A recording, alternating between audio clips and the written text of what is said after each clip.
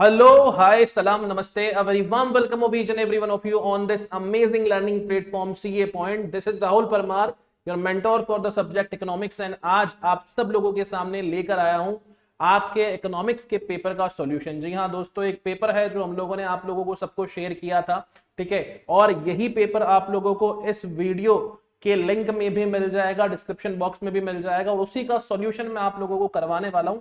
सितंबर 25 के जो भी स्टूडेंट्स बेसिकली सीए फाउंडेशन को टारगेट कर रहे हैं सितंबर 25 अटेम्प्ट के लिए, उन लोगों के लिए हम लोगों ने बेसिकली बहुत ही शानदार क्वेश्चंस का समअप इस पूरे पेपर में दिया है। काफी सारे स्टूडेंट्स ने इस क्वेश्चन पेपर को प्रैक्टिस किया, एंड अब वो लोग कोशिश कर रहे हैं कि सर इसके आंसर्स को भी हम लोग फटाफट से मैच कर लेते हैं। सो पेपर आपको मिल जाएगा डिस्क्रिप्शन बॉक्स में, और विद सॉल्यूशन में अभी आप लोगों के सामने वन बाय वन सारे 100 क्वेश्चंस जो हैं उसको डिस्कस कर लेता हूं फटाफट से, ताकि आप लोग अपने क्वेश्चंस के आंसर्स को भी क्या कर पाए, वेरीफाई कर पाए। Alright, so without wasting the time चलिए क्लास को शुरू करते हैं आज।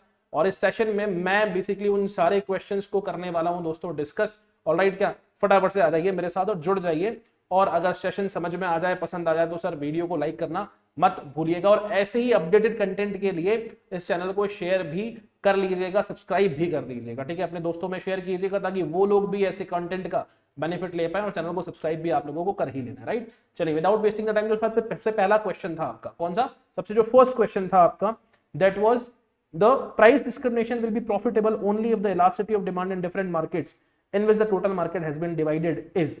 तो देखो, प्राइस डिस्क्रिमिनेशन का क्वेश्चन है ना।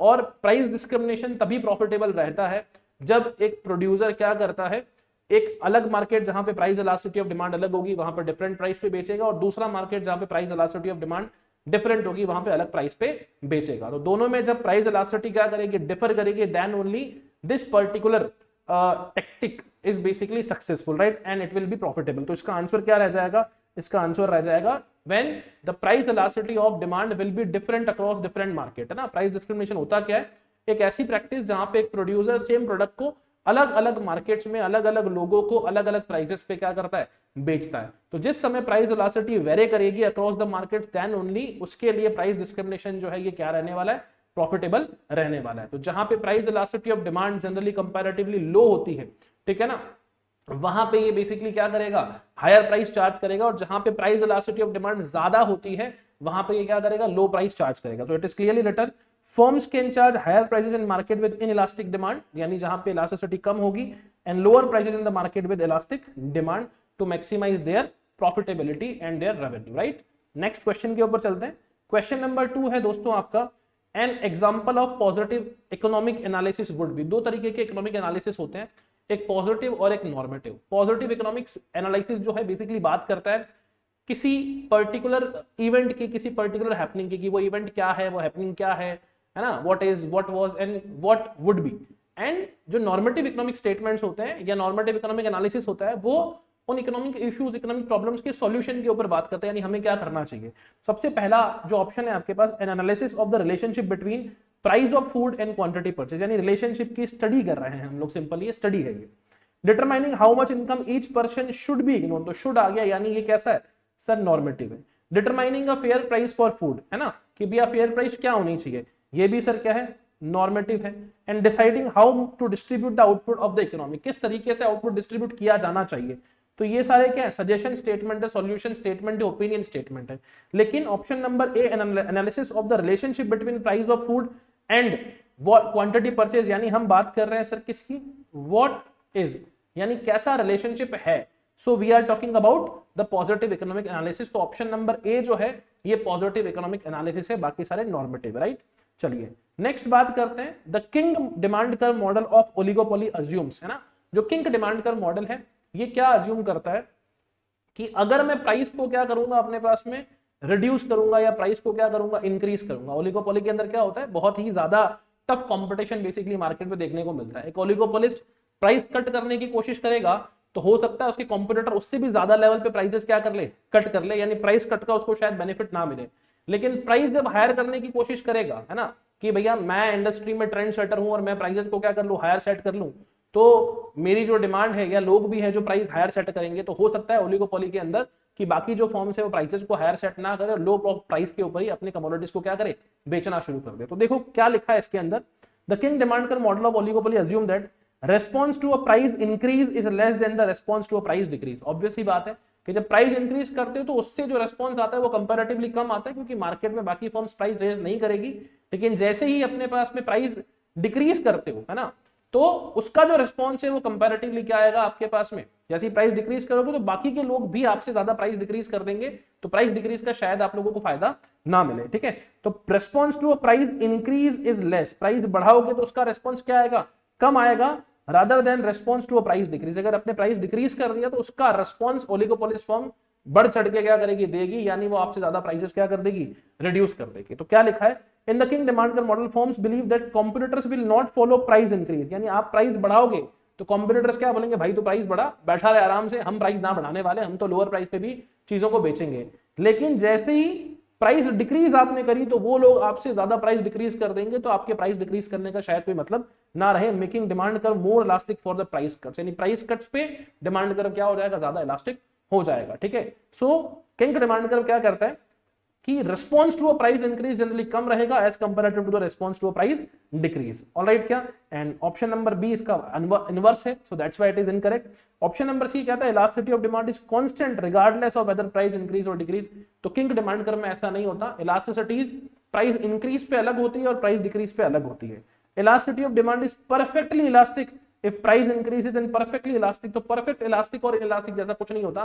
टेक्निकली किंग डिमांड कर्व में हम इलास्टिसिटीज के बारे में ज्यादा कुछ नहीं कह सकते हैं, राइट। चलिए नेक्स्ट बात करते हैं, the Cobb Douglas homogeneous production function gives quantity is equivalent to labour, है ना, की पावर है 1/2 एंड के यानी कैपिटल की पावर है 1/2। ठीक है, तो ये क्या एग्जिबिट करते हैं, ध्यान रखना कि जो लेबर और कैपिटल के ऊपर, ठीक है, जो वेरिएबल्स लिखे होंगे, यानी ये जो वेरिएबल्स है, ठीक है, these are known as alpha and beta. ठीक है, तो अगर अल्फा और बीटा मिला के अगर ग्रेटर देन 1 आएंगे, so this will show the increasing returns to scale, है ना। Alpha plus beta if it is exactly equivalent to 1, क्या है, एग्जैक्टली इक्विवेलेंट टू 1 है, तो ये शो करेगा constant returns to scale. And alpha plus beta अगर लेस देन 1 है ना, यानी जो पावर लिखी है लेस देन 1 है, then it is known as decreasing returns to scale. So in our case half plus half would be giving us 1. तो ये कौन सा स्केल है बेटा, this is constant returns to scale. तो option number A is the correct answer of this particular question. ठीक है, so Cobb Douglas production function में l to the power half और k to the power half जो sum है दोनों exponents का, that is absolutely equivalent to 1, तो ये क्या शो करेगा, constant returns to scale show करेगा, राइट। चलिए नेक्स्ट बात करते हैं क्वेश्चन नंबर बेसिकली फिफ्थ की। क्वेश्चन नंबर फिफ्थ क्या बोल रहा है कि बिजनेस साइकिल कहां इमर्ज होते हैं। बिजनेस साइकिल वहां इमर्ज होते हैं जहां इकोनॉमी को आपने फ्री छोड़ रखा है, गवर्नमेंट का कंट्रोल नहीं है। ठीक है, तो जनरली सोशलिस्ट इकोनॉमी जहां पे हर चीज गवर्नमेंट कंट्रोल करेगी, क्या वहां पे बिजनेस साइकिल्स इमर्ज होंगे, जनरली नहीं होंगे, because there is a government to control every other situation, है ना। मिक्स्ड इकोनॉमिक सिस्टम में भी जनरली नहीं काम करेगा क्योंकि गवर्नमेंट इंटरवीन कर देती है। लेकिन जो कैपिटलिस्ट इकोनॉमी है, जो फ्री मार्केट इकोनॉमी है, वहां पे बिजनेस साइकिल जो है वो 101% क्या होंगे, इमर्ज होंगे। तो बिजनेस साइकिल किसका फीचर है, कैपिटलिस्ट या फिर फ्री मार्केट इकोनॉमी का, जहां पे मार्केट को हम अपने हिसाब से काम करने के लिए छोड़ देते हैं, गवर्नमेंट का इंटरवेंशन जनरली नहीं होता है। बायर्स आते हैं, डिमांड करते हैं, सेलर्स आते हैं, सप्लाई करते हैं, अकॉर्डिंगली इंटरेक्शन होता है ना। जब डिमांड ज्यादा बढ़ेगी और सप्लाई कम होगी तो प्राइसेस क्या होंगे, रेज होंगे। मतलब फ्री मार्केट इकोनॉमी में बिजनेस साइकिल जनरली आते हैं। क्लियर, सो ऑप्शन नंबर क्या होगा इसका answer, that is option number B. Next अपना है क्वेश्चन नंबर 6। क्वेश्चन नंबर 6 कह रहा है with fall in price of commodity demand of commodity increase, यानी जैसे ही हमने प्राइस कम किया तो जो डिमांड है वो क्या हो रही है, बढ़ रही है। As it becomes relatively cheaper in comparison to other commodities, दूसरी कमोडिटी से ये क्या हो गया बेटा, सस्ता हो गया। तो दूसरी कमोडिटी से सस्ता होना मतलब सब्स्टिट्यूट से मेरी कमोडिटी क्या हो गई, कंपैरेटिवली कम हो गई। लेट्स से कि प्राइस ऑफ माजा क्या हो गया बेटा, डिक्रीज हो गया, है ना। प्राइस ऑफ माजा डिक्रीज हो गया, तो माजा जो है वो स्लाइस के कंपैरिजन में क्या हो गई, चीपर हो गई। तो स्लाइस के कस्टमर्स किस पे शिफ्ट हो जाएंगे, माजा पे शिफ्ट हो जाएंगे। तो स्लाइस के कस्टमर्स माजा पे शिफ्ट होना due to the decrease in price of Maaza is basically known as substitution effect. इसको हम लोग क्या बोलते हैं, सब्स्टिट्यूशन इफेक्ट बोलते हैं। तो option number A is the correct answer of this particular question, right. क्या, so it is written even here as well. ठीक है, the substitution effect explains when the price of a goods falls it becomes relatively cheaper than it substitutes a consumer buy more of it, है ना। मैंने आप लोगों को explain कर दिया। फिर बात करते हैं क्वेश्चन नंबर 7 की, normal profits earned by a firm. Economics में आप अपना जो कैपिटल आपने इन्वेस्ट कर रखा है, ठीक है, उससे जो मिनिमम एक्सपेक्टेशन करते हो कि यार मैंने कैपिटल इन्वेस्ट किया, मैं खुद बिजनेस में वर्क कर रहा हूं, तो मेरे बिजनेस से ना एक मिनिमम एक्सपेक्टेशन है, इतना तो मुझे मिलना ही मिलना चाहिए। उस एक्सपेक्टेशन को आप बेसिकली क्या करते हो, कॉस्ट का पार्ट बना लेते हो। उस एक्सपेक्टेशन को आप बोलते हो this must be the normal profit which I should earn from my business, जब मैं इतना काम कर रहा हूं तो। और इस नॉर्मल प्रॉफिट को आप क्या कर लेते हो, अपने कॉस्ट का पार्ट बना लेते हो। यानी नॉर्मल प्रॉफिट एक कैसी सिचुएशन है, जब आपका टोटल रेवेन्यू टोटल कॉस्ट के क्या हो, बराबर हो, when your total revenue is absolutely equivalent to what, total cost, है ना। यानी आपने इस नॉर्मल प्रॉफिट को अपनी कॉस्ट में इंक्लूड कर लिया, इसलिए जब आप टोटल रेवेन्यू टोटल कॉस्ट के बराबर लेते हो या मिलता है आपको, तब भी आप क्या बोलते हो, we are in a normal profit situation, right. तो आपने ये जो अपना नॉर्मल प्रॉफिट है, इसको किसके अंदर इंक्लूड किया, अपनी इंप्लिसिट कॉस्ट बनाया। क्या बनाया, implicit cost, value of a factor, है ना, यूज्ड इन बिजनेस, ठीक है ना। अपने जो खुद के सेल्फ ओन इनपुट से उसकी बिजनेस के अंदर जो वैल्यू है, उसको आप क्या बोलते हो, इंप्लिसिट कॉस्ट, यानी cost of self owned inputs used in business. मैंने अपनी कैपिटल लगाई, मैं खुद काम कर रहा हूं बिजनेस के अंदर, तो इट इज इंप्लिसिट कॉस्ट। और एक्सप्लिसिट कॉस्ट क्या होती है, जो आप आउटसाइडर्स को देते हो। और total cost explicit plus implicit दोनों को मिला के बनती है, राइट। तो नॉर्मल प्रॉफिट्स को किसमें इंक्लूड करेंगे, इंप्लिसिट कॉस्ट के अंदर इंक्लूड करेंगे। यानी नॉर्मल प्रॉफिट क्या होता है, अपॉर्चुनिटी कॉस्ट होती है आपके जो इनपुट्स आप अपने बिजनेस में यूज कर रहे हो उनकी, कि आपके इनपुट्स आप बिजनेस में यूज कर रहे हो rather than using it somewhere else, है ना। आपकी एक शॉप थी, उस पे से किराया आ रहा था 5,000 रुपए, उससे उस किराए को आपने नेग्लेक्ट किया और उस शॉप को आपने अपने बिजनेस में यूज किया, तो आप क्या एक्सपेक्ट करोगे कि मिनिमम जो 5,000 किराया आ रहा था वो मुझे इधर भी आना चाहिए। तो this is what implicit cost, right. चलिए नेक्स्ट बात करते हैं, इन द शॉर्ट रन, है ना, टोटल कॉस्ट कर्व जो है कहां से स्टार्ट होता है ना, बात किसकी कर रहे हैं, शॉर्ट रन की। तो शॉर्ट रन में सर दो तरह की कॉस्ट लगती है, एक फिक्स कॉस्ट और एक वेरिएबल कॉस्ट, है ना। तो जो फिक्स कॉस्ट होगी वो जीरो लेवल पे भी कुछ ना कुछ तो होगी, और टोटल कॉस्ट क्या होती है अपने पास में, TFC plus TVC. TVC zero level of output के ऊपर क्या होगा, जीरो होगा, लेकिन टीएफसी तो कुछ ना कुछ होगा, जब टीएफसी होगा तो टीसीबी होगा। तो जो टोटल कॉस्ट कर्व है ना, जो टोटल कॉस्ट कर्व है आपका, वो कहां से शुरू होता है, वो एक पॉजिटिव इंटरसेप्ट बनाते हुए शुरू होगा, कहां से, बेसिकली एक्स एक्सिस से, कहां, सॉरी वाई एक्सिस से, ठीक है। तो ये तो हो जाएगा सर अपना टोटल फिक्स कॉस्ट, है ना। फिर अपने पास में ये हो जाएगा सर अपना टोटल वेरिएबल कॉस्ट, और ये हो जाएगा सर अपना टोटल कॉस्ट। तो ये जो टोटल कॉस्ट होगा ये किसके बराबर होगा, टीएफसी के बराबर होगा, और एक पॉजिटिव इंटरसेप्ट बनाता हुआ क्या होगा, ये चलेगा कहां से, वाई एक्सिस पे, राइट। तो देखो जरा क्या लिखा हुआ है, अब this y is the vertical axis, ठीक है। तो in the short run total cost curve starts, कहां से स्टार्ट होता है सर, ये एक पॉजिटिव वर्टिकल इंटरसेप्ट बनाते हुए, पॉजिटिव वर्टिकल इंटर, पॉजिटिव क्यों लिखा, क्योंकि जीरो लेवल के ऊपर फिक्स कॉस्ट जो होती है पॉजिटिव होती है, नेगेटिव नहीं होती। और वर्टिकल इंटरसेप्ट क्यों लिखा, क्योंकि y एक्सिस पे ही इंटरसेप्ट बनेगा, ठीक है। Hopefully this is clear to all of you, right. चलिए नेक्स्ट क्वेश्चन पे चलते हैं। नेक्स्ट क्वेश्चन क्या है, नेक्स्ट क्वेश्चन है, if a resource can be put only to a particular, एक रिसोर्स का एक ही यूज है, तो अपॉर्चुनिटी कॉस्ट क्या हुई, तो उसकी अपॉर्चुनिटी कॉस्ट क्या होगी, कुछ भी नहीं होगी, क्योंकि अपॉर्चुनिटी कॉस्ट का मतलब क्या होता है, value of a factor in its next best alternative use. किसी पर्टिकुलर चीज का एक ही यूज है यार, नेक्स्ट बेस्ट और लास्ट बेस्ट क्या होता है, एक ही यूज है ना, तो उसका अपॉर्चुनिटी कॉस्ट क्या होगा, बेसिकली जीरो होगा, वो अप्लाई ही नहीं होगा, क्वांटिफाइबल भी नहीं होगा, ठीक है। तो जब resource can be put only to a particular use, सिर्फ एक ही यूज के लिए आप रिसोर्स को यूज कर रहे हो, तो जो अपना अपॉर्चुनिटी कॉस्ट होगा is not applicable at all, hence option number 9 का, यानी क्वेश्चन नंबर 9 का जो आंसर है that is option number C, right. चलिए demand curve in case of monopolistic competition is more elastic, है ना, is more elastic as comparative to demand curve under monopoly. तो monopolistic और मोनोपोली में main फर्क क्या है, मोनोपोली के अंदर सब्स्टिट्यूट्स नहीं होते, मोनोपोलिस्टिक के अंदर सब्स्टिट्यूशन होते हैं, और जहां सब्स्टिट्यूट्स होंगे उसका डिमांड कर्व ज्यादा इलास्टिक होता है, ज्यादा फ्लैटर होता है as comparative to the no substitute, या जहां ज्यादा सब्स्टिट्यूट्स है उनका डिमांड कर्व ज्यादा इलास्टिक होगा as comparative to the less substitute. तो मोनोपोलिस्टिक में डिमांड कर्व यानी एआर कर्व ज्यादा इलास्टिक होता है, क्यों होता है, क्योंकि वहां पे सब्स्टिट्यूट्स अवेलेबल होते हैं, मोनोपोली में नहीं होते, ठीक है। तो presence of close substitute option number C is the correct answer of this particular question, right. चलिए फिर बात करते हैं सर क्वेश्चन नंबर 11 की, what is the main characteristics of free trade agreement ना, एफटीए की बात कर रहे हैं, फ्री ट्रेड एग्रीमेंट का, है ना, जो मेन कैरेक्टरिस्टिक्स है वो क्या होगा, तो free trade characteristics, free trade agreement के अंदर मेन कैरेक्टरिस्टिक्स क्या है, देखो option number A, member countries adopt a common external trade policy, एक कॉमन ट्रेड पॉलिसी अडॉप्ट करेगी, ऐसा कुछ जरूरी नहीं है, अलग अलग ट्रेड पॉलिसीज हो सकती है। There is a complete removal of all trade barriers among member countries, हाँ भैया जितने भी ट्रेड बैरियर्स है उसका कंप्लीट रिमूवल हो जाना चाहिए जो मेंबर कंट्रीज, तभी तो आप फ्री ट्रेड एग्रीमेंट बोल रहे हो उसको कि भैया किसी तरह का रिस्ट्रिक्शंस हम लोग नहीं रखेंगे, किसी तरह के बैरियर्स नहीं रखेंगे। It allows for the free movement of people and labour across borders, नहीं सर, फ्री ट्रेड एग्रीमेंट का मतलब गुड्स का फ्री मूवमेंट है without the tariff and all, है ना, लेबर का फ्री मूवमेंट नहीं है। It focus on protecting domestic industries through import tariffs, ऐसा कुछ नहीं कि सर डोमेस्टिक इंडस्ट्रीज को हम लोग प्रोटेक्ट करेंगे, टैरिफ वैरिफ सब क्या करने हैं, रिमूव करने, ट्रेड बैरियर्स मेंबर कंट्रीज के बीच के क्या करने हैं, हम लोगों को कंप्लीट हटाने हैं, ठीक है। तो FTA involve elimination of tariff and trade barriers between member countries, दो ईच में maintain its own policy towards non members, non members के लिए आप बेसिकली क्या कर सकते हो, कुछ पॉलिसीज रख सकते हो, लेकिन जो मेंबर कंट्रीज है उनके बीच में किसी तरह का रिस्ट्रिक्शंस नहीं रहेगा। तो ऑप्शन नंबर बी जो है that is the absolutely correct answer of this particular question, ठीक है।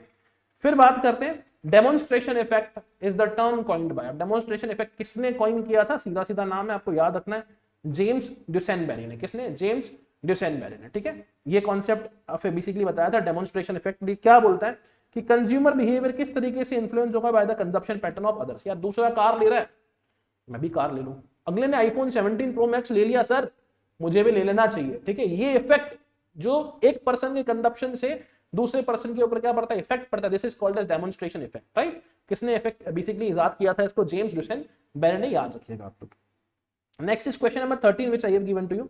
The objective of advertisement and all other sales promotion activity by a firm is to, है ना, आप ऐड करते हो, आप सेल्स प्रमोशन एक्टिविटी करते हो, व्हाट डू यू वांट, आप ये चाहते हो कि आपकी एग्जिस्टिंग प्राइस के ऊपर जो डिमांड ऑफ द कमोडिटीज है वो expand expand expand expand expand, यानी बढ़े बढ़े बढ़े बढ़े बढ़े, है ना। जिस प्राइस पे कमोडिटी बेच रहे हो उसी प्राइस पे बेचोगे, है ना। सेल्स प्रमोशन एक्टिविटी इसलिए करते हो कि आपकी डिमांड जो है वो क्या हो जाए, बढ़ जाए, यानी डिमांड कर में क्या है, शिफ्टिंग है, एग्जिस्टिंग प्राइस पे जितना बेच रहा हूं उससे क्या कर पाऊं, ज्यादा बेच पाऊं, राइट। क्या तो इसका जो मेन इंपैक्ट है वो क्या है, ऑब्जेक्टिव क्या है, ऑब्जेक्टिव ये है एग्जिस्टिंग प्राइस पे डिमांड को बढ़ाना, एंड व्हेनेवर एग्जिस्टिंग प्राइस पे डिमांड कर बढ़ता है, डिमांड बढ़ती है, so it is shown as the shift the demand curve to the right, यानी इसका मेन एम है इंक्रीज इन डिमांड, है ना, ऑब्जेक्टिव है increase in demand eight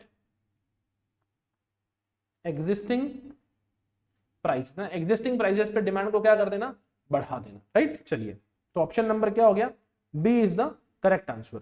next है question number 14, a rise in price of a good, है ना, dash consumer surplus, ठीक है।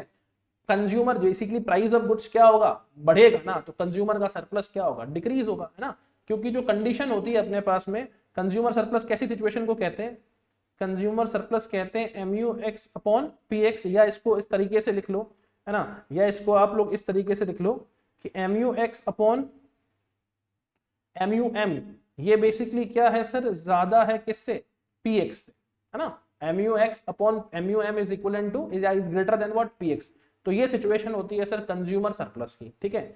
अब जिस समय पे ये बेसिकली क्या हो जाए, इंक्रीज हो जाए, है ना, प्राइजेस क्या हो जाए, इंक्रीज हो जाए, यानी ये वाला फिगर क्या होगा, इंक्रीज हो जाएगा। लेट्स से अपने पास में MUX अपॉन PX कुछ ऐसी सिचुएशन है, मान लीजिए 60 अपॉन 5 इज ग्रेटर देन 10, है ना, तो प्राइस आप पे करने के लिए कितना रेडी हो, या प्राइस कितना करना पड़ा 10, आपको सेटिस्फेक्शन मिल रहा है बेसिकली 60 यूटिल्स का, और 1 रुपए से आप एक्सपेक्टेशन करते हो 5 यूटिल्स की, तो जब 60 यूटिल सेटिस्फेक्शन मिल रहा है तो आपके लिए वो 60 यूटिल सेटिस्फेक्शन का वैल्यू कितना है, 12 रुपए, यानी आपको मिल रहा है सरप्लस ऑफ 2 रुपीज, है ना। अब जैसे ही प्राइस बढ़ जाएगा तो आपका ये जो सरप्लस है ये क्या होगा, रिड्यूस होगा, राइट।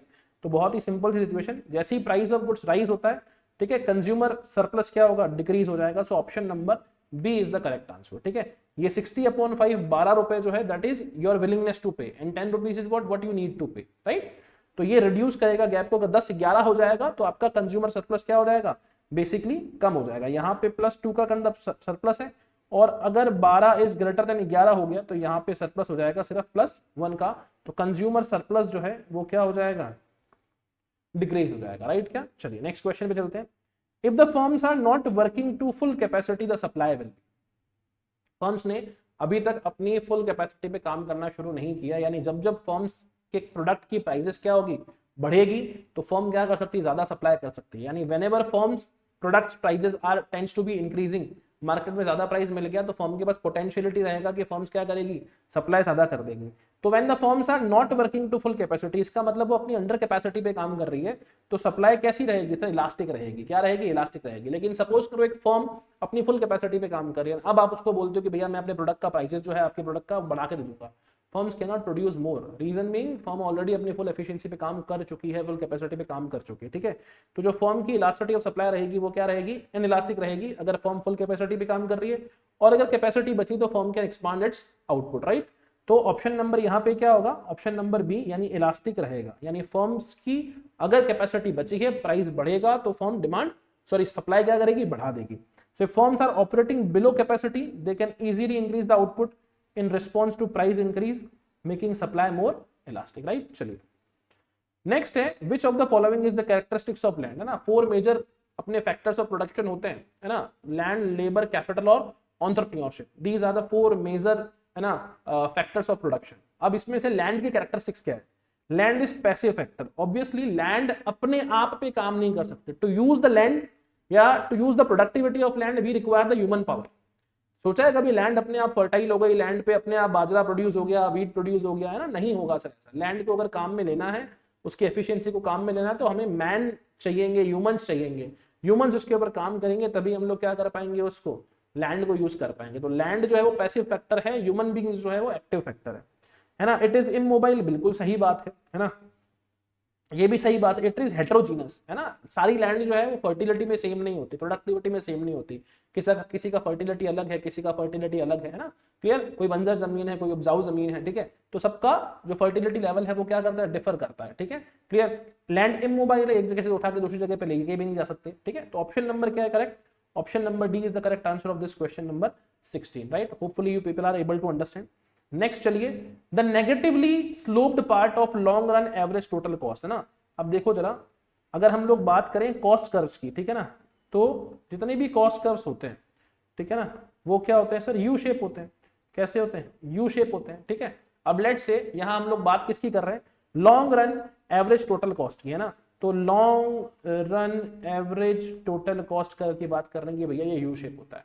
तो कॉस्ट कर्व के यू शेप होते हैं बेसिकली किसकी वजह से, प्रोडक्शन कर्व्स के बेल शेप होने की वजह से। यानी प्रोडक्शन कर्व्स ऐसे होते हैं, ठीक है, इसलिए कॉस्ट कर्व्स ऐसे होते हैं, यानी यू शेप होते हैं। Production inverse U shape, cost U shape. अब जो प्रोडक्शन कर्व्स होते हैं, इसमें जो राइजिंग फैक्टर होता है ना, ये किसकी वजह से होता है, ये होता है इंक्रीजिंग रिटर्न्स टू फैक्टर की वजह से शॉर्ट रन में, या इंक्रीजिंग रिटर्न्स टू स्केल की वजह से लॉन्ग रन के अंदर ना।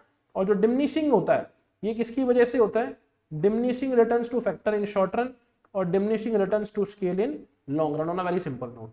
तो जब प्रोडक्शन बढ़ता है, यानी एपी या बेसिकली ये सारी चीजें क्या होती है, बढ़ती है, तो एसी क्या होता है, कम होता है। और एपी जिस समय गिरता है तो एसी क्या होता है, बढ़ता है। तो इस डिक्लाइनिंग शेप का जो रीजन हो गया वो क्या हो गया अपने पास में, कि इंक्रीजिंग रिटर्न्स टू स्केल। जब स्केल प्रोडक्टिविटी बढ़ेगी तो कॉस्ट कम होगी, और प्रोडक्टिविटी कम होगी तो कॉस्ट बढ़ेगी, ठीक है। अब प्रोडक्टिविटी कम क्यों होती है, तभी कॉस्ट बढ़ती है। तो प्रोडक्टिविटी कम होती है डिस इकोनॉमीज ऑफ स्केल की वजह से लॉन्ग रन के अंदर, ठीक है। तो जरा सोचिएगा और देखिएगा इसको, डिमिनिशिंग रिटर्न। अब डिमिनिशिंग रिटर्न काम करता है शॉर्ट रन के अंदर, ध्यान रखना। डिस इकोनॉमीज ऑफ स्केल, तो डिस इकोनॉमीज ऑफ स्केल होगी, तो इससे क्या होगा, प्रोडक्शन जो है आप लोगों का वो कम होगा और कॉस्ट क्या होगी आपकी, बढ़ेगी, बिल्कुल सही बात है। Difficulties encountered in coordinating the many activities of a large firm. अब क्या लिखा हुआ है, increase in productivity that results from specialization. अपने को पूछा क्या है, अपने को पूछा नेगेटिवली स्लोप पार्ट, यानी अपने साथ बात हो रही है इस पार्ट की। तो इसका रीजन क्या है, इसका रीजन है सर इकोनॉमीज ऑफ स्केल। इसका रीजन क्या है सर, इकोनॉमीज ऑफ स्केल, है ना। इसका रीजन है अपना इकोनॉमीज ऑफ स्केल, ठीक है। यानी स्पेशलाइजेशन की वजह से, किसकी वजह से, स्पेशलाइजेशन की वजह से प्रोडक्टिविटी में क्या आना, एनहांसमेंट आना या फिर इंक्रीज आना, राइट क्या। So this is the absolutely correct thing. Hopefully ये बात समझ में आ गई होगी आपको। चलिए नेक्स्ट बात करते हैं, what are the guiding principles of world trade organization. Guiding principles क्या है, देखो वर्ल्ड ट्रेड ऑर्गेनाइजेशन बेसिकली काम करता है कि जो मेंबर कंट्रीज है उन सबके बीच में क्या हो, फ्री ट्रेड हो, गुड्स एंड सर्विसेज दोनों के दोनों को क्या करता है, कवर करता है। किसी तरह का डिस्क्रिमिनेशन नहीं होना चाहिए और बिल्कुल ट्रांसपेरेंसी होनी चाहिए। तो सबसे पहला ऑप्शन क्या है, protectionism and import substitution, WTO ये नहीं बोलता कि भैया प्रोटेक्शन करो अपने आप को या इंपोर्ट को सब्स्टिट्यूट करो, ऐसे कोई बात नहीं करता WTO. Free trade, non discrimination and transparency, बिल्कुल सही बात है ये। Bilateral trade agreement and export oriented policies है, ठीक है।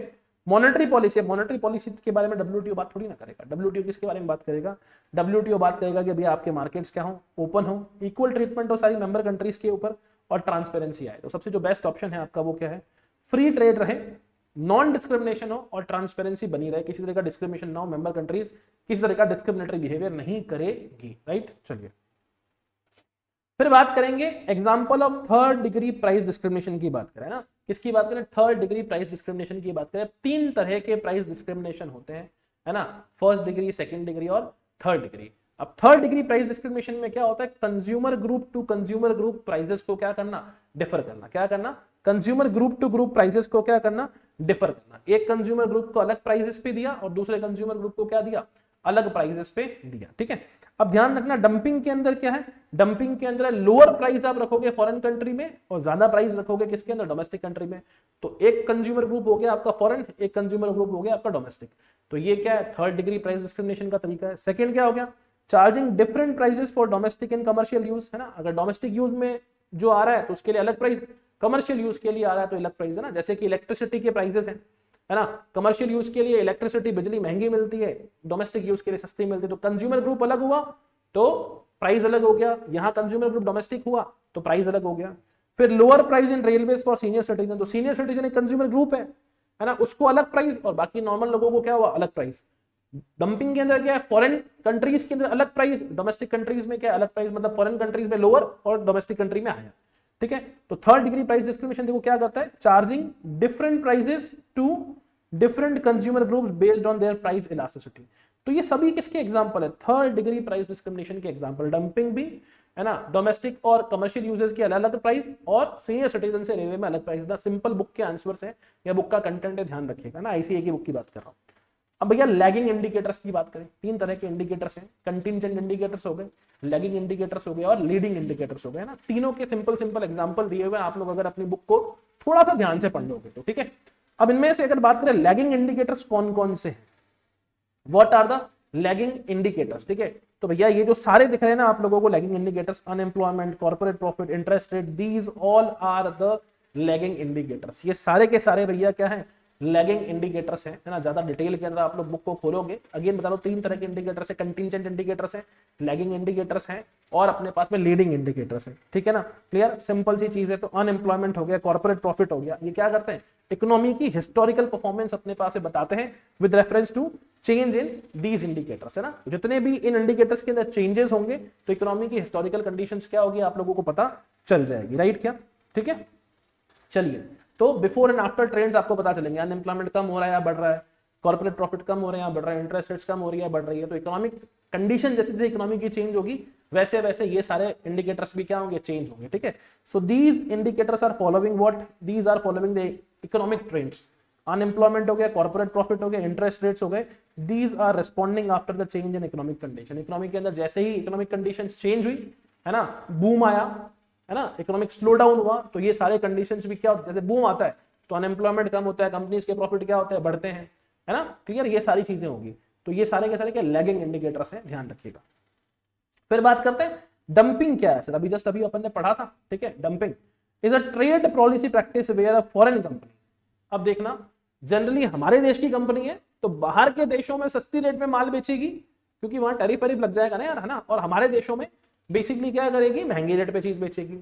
अब यहां फॉरेन कंट्री के रेस्पेक्ट में चीज, तो फॉरेन कंपनी क्या करेगी, फॉरेन कंपनी अपने देश में महंगी रेट पे बेचेगी, हमारे यहाँ पे सस्ती रेट पे बेचेगी। तो sells goods in the domestic market at price lower than the production cost, तो अपने वहां जो प्रोडक्शन कॉस्ट लगेगी उससे भी लोअर प्राइस में हमारे यहाँ पे क्या करेगी, चीज बेचेगी, क्योंकि ये फॉरेन कंट्री है, फॉरेन कंपनी है। तो option number A is correct, है ना। Imports goods in large quantities to gain competitive advantage, नहीं सर, है ना। Reduces the quality of export product, dumping में क्वालिटी चेंज नहीं होती, है ना। कॉल्यूट्स विद डोमेस्टिक प्रोड्यूसर, नहीं सर, कॉल्यूट भी नहीं करते। डंपिंग का सिंपल सा मतलब है, अगर एक अपनी डोमेस्टिक कंपनी है तो वो अपने देश के अंदर हायर रेट के ऊपर चीज बेचेगी और दूसरे देश में प्रोडक्शन कॉस्ट से भी कम प्राइस पे क्या हो सकती है, चीजें बेच सकती है, ताकि वहां पे उसका प्रोडक्शन जो है या उसका प्रोडक्ट जो है वो कॉम्पीट कर सके, ठीक है। चलिए अब क्या बोलते हैं, नेक्स्ट क्वेश्चन है क्वेश्चन नंबर 22 है ना, क्या बोल रहा है, factors affecting demand for non durable consumer goods. Non durable consumer goods, consumer goods क्या होती है, जिसको कंज्यूमर ग्रुप्स खरीदता है, जैसे आप हैं, हम सब, है ना, यानी जिसको प्रोड्यूसर्स नहीं खरीदते। तो इसके ऊपर कौन कौन से फैक्टर्स अफेक्ट करती है, मेरी इनकम चेंज हो गई तो मेरी डिमांड क्या हो जाएगी, चेंज हो जाएगी, है ना, प्राइस चेंज हो गया तो भी अपने पास में डिमांड क्या हो जाएगी, चेंज हो जाएगी, डेमोग्राफी टू डेमोग्राफी, है ना, भी इन चीजों की डिमांड क्या होती है, चेंज होती है। तो ये सारी ही चीजें नॉन ड्यूरेबल कंज्यूमर गुड्स को क्या करती है, अफेक्ट करती है, राइट। चलिए, मोनोपोली मार्केट में एंट्री ऑफ न्यू फर्म्स क्या होती है, रिस्ट्रिक्टेड होती है, फ्री होती है। भैया मोनोपोली का मतलब है एक फर्म तभी होगी जब मार्केट में न्यू फर्म्स एंट्री नहीं कर पाएगी।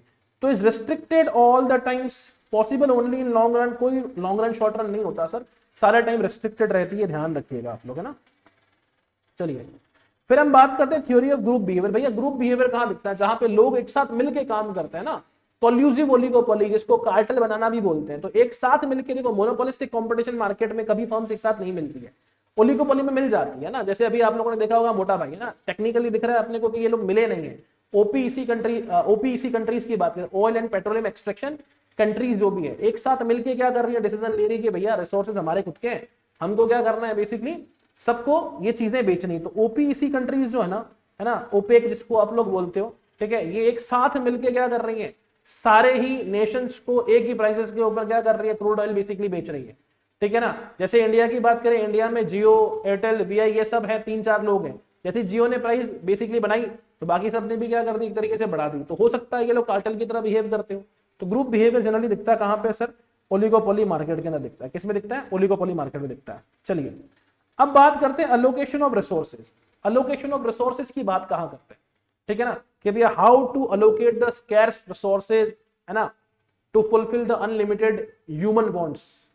सर ये बात हम लोग करते हैं माइक्रो इकोनॉमिक्स में। कहां बात करते हैं, मैक्रो में नहीं करते अलोकेशन की बात, पब्लिक फाइनेंस में नहीं कर रहे हैं बात, किसमें कर रहे हैं, माइक्रो इकोनॉमिक्स के अंदर अलोकेशन ऑफ रिसोर्सेज की बात करते हैं।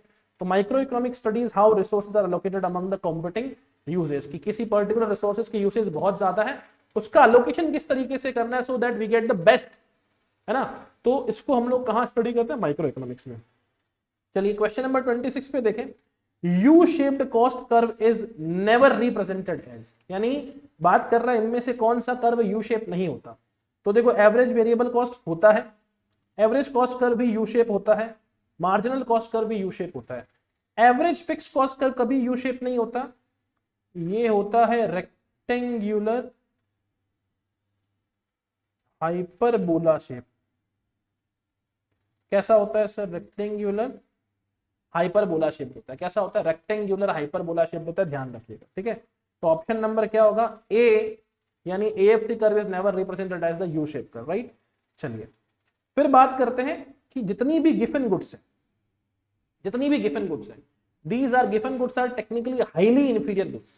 इतनी ज्यादा इंफीरियर होती है कि इसमें जो नेगेटिव इनकम इफेक्ट होता है वो पॉजिटिव सब्स्टिट्यूशन इफेक्ट से क्या होता है, ज्यादा होता है। क्या होता है इसमें, नेगेटिव इनकम इफेक्ट जो होता है ये ग्रेटर होता है पॉजिटिव सब्स्टिट्यूशन इफेक्ट से, है ना। हेंस लॉ ऑफ डिमांड जो है ये क्या करता है, फेल करता है, किसमें, गिवन गुड्स के केस में हाईली इंफीरियर गुड्स होती है, ठीक है। तो ऑप्शन नंबर क्या लिखोगे, बेसिकली इंफीरियर गुड्स। तो गिवन goods are type of inferior goods where demand increases as price increases, यानी लॉ ऑफ डिमांड ऐसे केसेस में क्या हो जाएगा सर, कंप्लीटली फेल करेगा। क्या करेगा, लॉ ऑफ डिमांड फेल करेगा, राइट। चलिए आगे, क्वेश्चन नंबर 28 की बात कर रहे हैं। क्वेश्चन नंबर 28 में कहते हैं study of demand and supply model is useful in explaining. अब डिमांड और सप्लाई की स्टडी कब करोगे, ये देखने के लिए कि भैया मार्केट कैसे वर्क करता है ना, क्योंकि मार्केट के, यानी जो माइक्रो इकोनॉमिक्स है, इसके सबसे दो इंपॉर्टेंट टूल है बेसिकली अपने, मार्केट डिमांड और मार्केट सप्लाई, या जिसको बोलते हो डिमांड और सप्लाई, जिनसे मार्केट डिमांड मार्केट सप्लाई बनता है। अब इसमें हमको क्या देखना है कि जब डिमांड और सप्लाई मिलेंगे तो हमको पता चलेगा मार्केट किस तरीके से वर्क करता है। तो these are the main tools which helps you to explain how the market works. तो ऑप्शन नंबर क्या हो जाएगा, बी। फिर बात करते हैं excess capacity is not found under, है ना, किस मार्केट में एक्सेस कैपेसिटी आपको नहीं मिलती। देखो मोनोपोली जो बेसिकली फर्म एक्सरसाइज करती है, जिसको अपन मोनोपोलिस्ट बोलते हैं, हमेशा उसके बाद एक्सेस कैपेसिटी होती है ना, यानी वो बहुत लोअर कॉस्ट पे अपने पास पे काम नहीं करेगा ना, हमेशा हायर रेवेन्यू पे काम करेगा, सुपर नॉर्मल प्रॉफिट अर्न कर पाएगा। यानी उसके बाद एक्सपेंशन के चांसेस रहेंगे। मोनोपोलिस्ट के अंदर मोनोपोलिस्टिक कंपटीशन मार्केट में भी रहेंगे, लेकिन जो परफेक्ट कंपटीशन मार्केट होता है ना, उसमें एक्सेस कैपेसिटी जनरली हमको नहीं मिलती, क्योंकि वो जितना लीस्ट पॉसिबल कॉस्ट हो सके उस पर काम करती है, लीस्ट पॉसिबल रेवेन्यू उसको मिलता है। तो परफेक्ट कंपटीशन जो है that achieves productive efficiency, so there is no excess capacity, हमेशा लॉन्ग रन में नॉर्मल प्रॉफिट अर्न करती है। ध्यान रखना, परफेक्ट कंपटीशन मार्केट में जनरली आपको एक्सेस कैपेसिटी नहीं मिलती है, राइट। चलिए आगे बात करते हैं, regulatory mechanism of the market system is, क्या होता है रेगुलेटरी मैकेनिज्म, है ना, क्लियर, किसे कहते हैं रेगुलेटरी मैकेनिज्म, किस तरीके से काम करता है। रेगुलेटरी मैकेनिज्म है मार्केट सिस्टम का, is self interest, private property, competition या स्पेशलाइजेशन, है ना। तो ये जो कंपटीशन होता है ना, ये क्या करता है, मार्केट सिस्टम को रेगुलेट करता है। सेल्फ इंटरेस्ट रेगुलेटरी मैकेनिज्म नहीं है मार्केट का, प्राइवेट प्रॉपर्टी रेगुलेटरी मैकेनिज्म नहीं, कंपटीशन जो है ये रेगुलेटरी मैकेनिज्म है।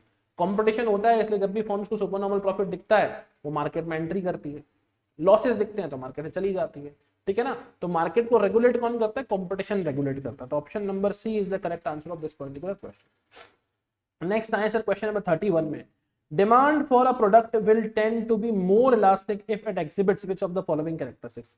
डिमांड कब ज्यादा इलास्टिक होगी, है ना। तो डिमांड आप लोगों ने पढ़ा होगा, इलास्टिसिटी ऑफ डिमांड पढ़ा होगा। तो जब किसी कमोडिटी के ज्यादा सब्स्टिट्यूट्स हैं तो कमोडिटीज हैविंग मोर सब्स्टिट्यूट, उसकी डिमांड ज्यादा इलास्टिक होती है as comparative to the commodity having low substitute. ये बात बिल्कुल सही है। द प्रोडक्ट इज लग्जरी, तो लग्जरियस गुड्स की जो डिमांड होती है वो ज्यादा इलास्टिक होती है, ये भी बात सही है। The product is a small part of the consumers income, यानी आपकी इनकम का कोई पर्टिकुलर प्रोडक्ट बहुत ज्यादा स्मॉल पार्ट में आता है ना। जैसे कि लेट्स से यार महीने के मैं 15,000 रुपए खर्च करता हूँ, एक बूट पॉलिश बेसिकली लेता हूँ 20 रुपए की, अब वो 20 रुपए की जगह 25 रुपए की भी हो जाए, यानी लेट्स से 25 रुपए की होना मतलब बेसिकली 25% उसकी प्राइस क्या हो जाना, बढ़ जाना। क्या मैं डिब्बी लेनी कम कर दूंगा? आंसर इज एब्सोल्युटली नहीं। जिन चीजों की प्राइस या जिन चीजों का आपके टोटल बजट में बहुत स्मॉल प्रोपोर्शन होता है उसकी जनरली डिमांड इनइलास्टिक होती है। तो क्या लिखा है, मोर इनइलास्टिक। तो option number C is the perfect answer. There is a great deal of time for the consumer to adjust the changes to the prices, यानी प्राइसेस के साथ चेंज करने में हमको बहुत सारा समय है, यानी सब्स्टिट्यूट आप उसको पोस्टपोन कर सकते हो किसी के यूसेज को, तो भी डिमांड इलास्टिक होती है। यानी ऑप्शन नंबर ए, बी और डी के केस में डिमांड इलास्टिक होती है, ऑप्शन नंबर सी के केस में डिमांड इनइलास्टिक होती है, राइट। क्वेश्चन नंबर 32 की बात करते हैं। The G20 economies play a significant role in facilitating trade by, अब G20 का मेन एम क्या है, establishing a common currency. Common currency establish करना is not the aim of G20। ये एम नहीं है कि भैया हम सब कंट्रीज जो है मेंबर कंट्रीज वो कॉमन करेंसी के ऊपर काम करेंगे ना। Imposing higher tariff on imports from non member countries, non members के ऊपर ज्यादा बात नहीं हुई कि उसके ऊपर हायर टैरिफ लगाएंगे, ऐसी कोई बात नहीं हुई है।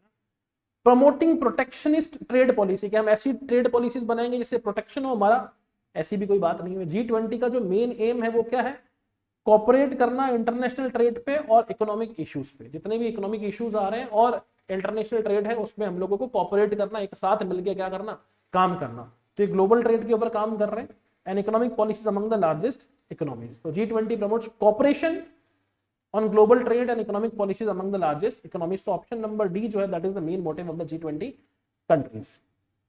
If the market demand curve for a commodity has negative slope, एक commodity का market demand curve जो है वो negative है, then the market structure will be, है ना। अब देखो क्या बोला है कि किसी भी फर्म का जो डिमांड कर्व है वो क्या होता है, उसका AR कर्व होता है, ठीक है।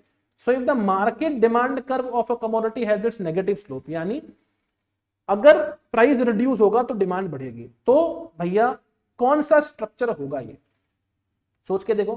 परफेक्ट कंपटीशन होगा, मोनोपोली होगा या मोनोपोलिस्टिक कंपटीशन। देखो मार्केट स्ट्रक्चर कभी भी डिमांड कर्व को क्या नहीं करेगा, मार्केट डिमांड कर्व को नहीं बताएगा। वो फर्म के डिमांड कर्व को बता सकता है लेकिन मार्केट डिमांड कर्व को नहीं बताएगा। इवन परफेक्ट कंपटीशन भी होगा ना, तो परफेक्ट कंपटीशन में भी अगर प्राइसेस रिड्यूस होगी तो डिमांड क्या होगी, बढ़ेगी, यानी मार्केट डिमांड कर्व उसका नेगेटिव स्लोप होगा, है ना। मोनोपोली के अंदर भी अगर प्राइस कम होगी तो उसका डिमांड क्या होगा, बढ़ेगा। मोनोपोलिस्टिक में भी प्राइस कम होगी तो डिमांड क्या होगा, बढ़ेगा। तो मार्केट स्ट्रक्चर जो है ना, negatively slope demand curve is common to many market structure. Perfect competition में भी नेगेटिव मार्केट डिमांड कर्व हो सकता है। मैं फर्म के डिमांड कर्व की बात नहीं कर रहा हूं, फर्म का डिमांड कर्व मतलब AR कर्व। एक फर्म का demand curve perfect competition market में क्या होता है, पैरेलल टू OX एक्सिस होता है। लेकिन मार्केट डिमांड कर्व की बात करेंगे तो इवन परफेक्ट कंपटीशन मार्केट में भी जब प्राइसेस डिक्रीज होगी तो डिमांड क्या होगी, बढ़ेगी। मोनोपोली में भी सेम होगा, मोनोपोलिस्टिक में भी सेम होगा। More information is needed to determine the structure. तो ऑप्शन नंबर जो अपना डी है ये correct answer, the market structure can not be determined as information is insufficient. ठीक है, चलिए यूटिलिटी की बात करें। यूटिलिटी कैसा कॉन्सेप्ट है भैया? Subjective, person to person, place to place, time to time vary करती है सर। ठीक है ना, तो बहुत सब्जेक्टिव चीज है। Individual preference making it subjective. ठीक है, यानी मैं यार वेजिटेरियन हूं तो मेरे लिए वेजिटेरियन डिशेस की बहुत ज्यादा यूटिलिटी है, लेकिन कोई नॉन वेजिटेरियन है तो उसके लिए हो सकता है नॉन वेजिटेरियन की यूटिलिटी ज्यादा हो, वेजिटेरियन की यूटिलिटी क्या हो, कम हो। Right. Huge selling cost are incurred in which form of markets? बहुत भारी भरकम सेलिंग कॉस्ट किसके अंदर होती है सर? सबसे ज्यादा भारी भरकम सेलिंग कॉस्ट होती है सर मोनोपोलिस्टिक कंपटीशन मार्केट में, क्योंकि मोनोपोलिस्टिक कंपटीशन मार्केट में डिफरेंशिएटेड प्रोडक्ट्स बिकते हैं।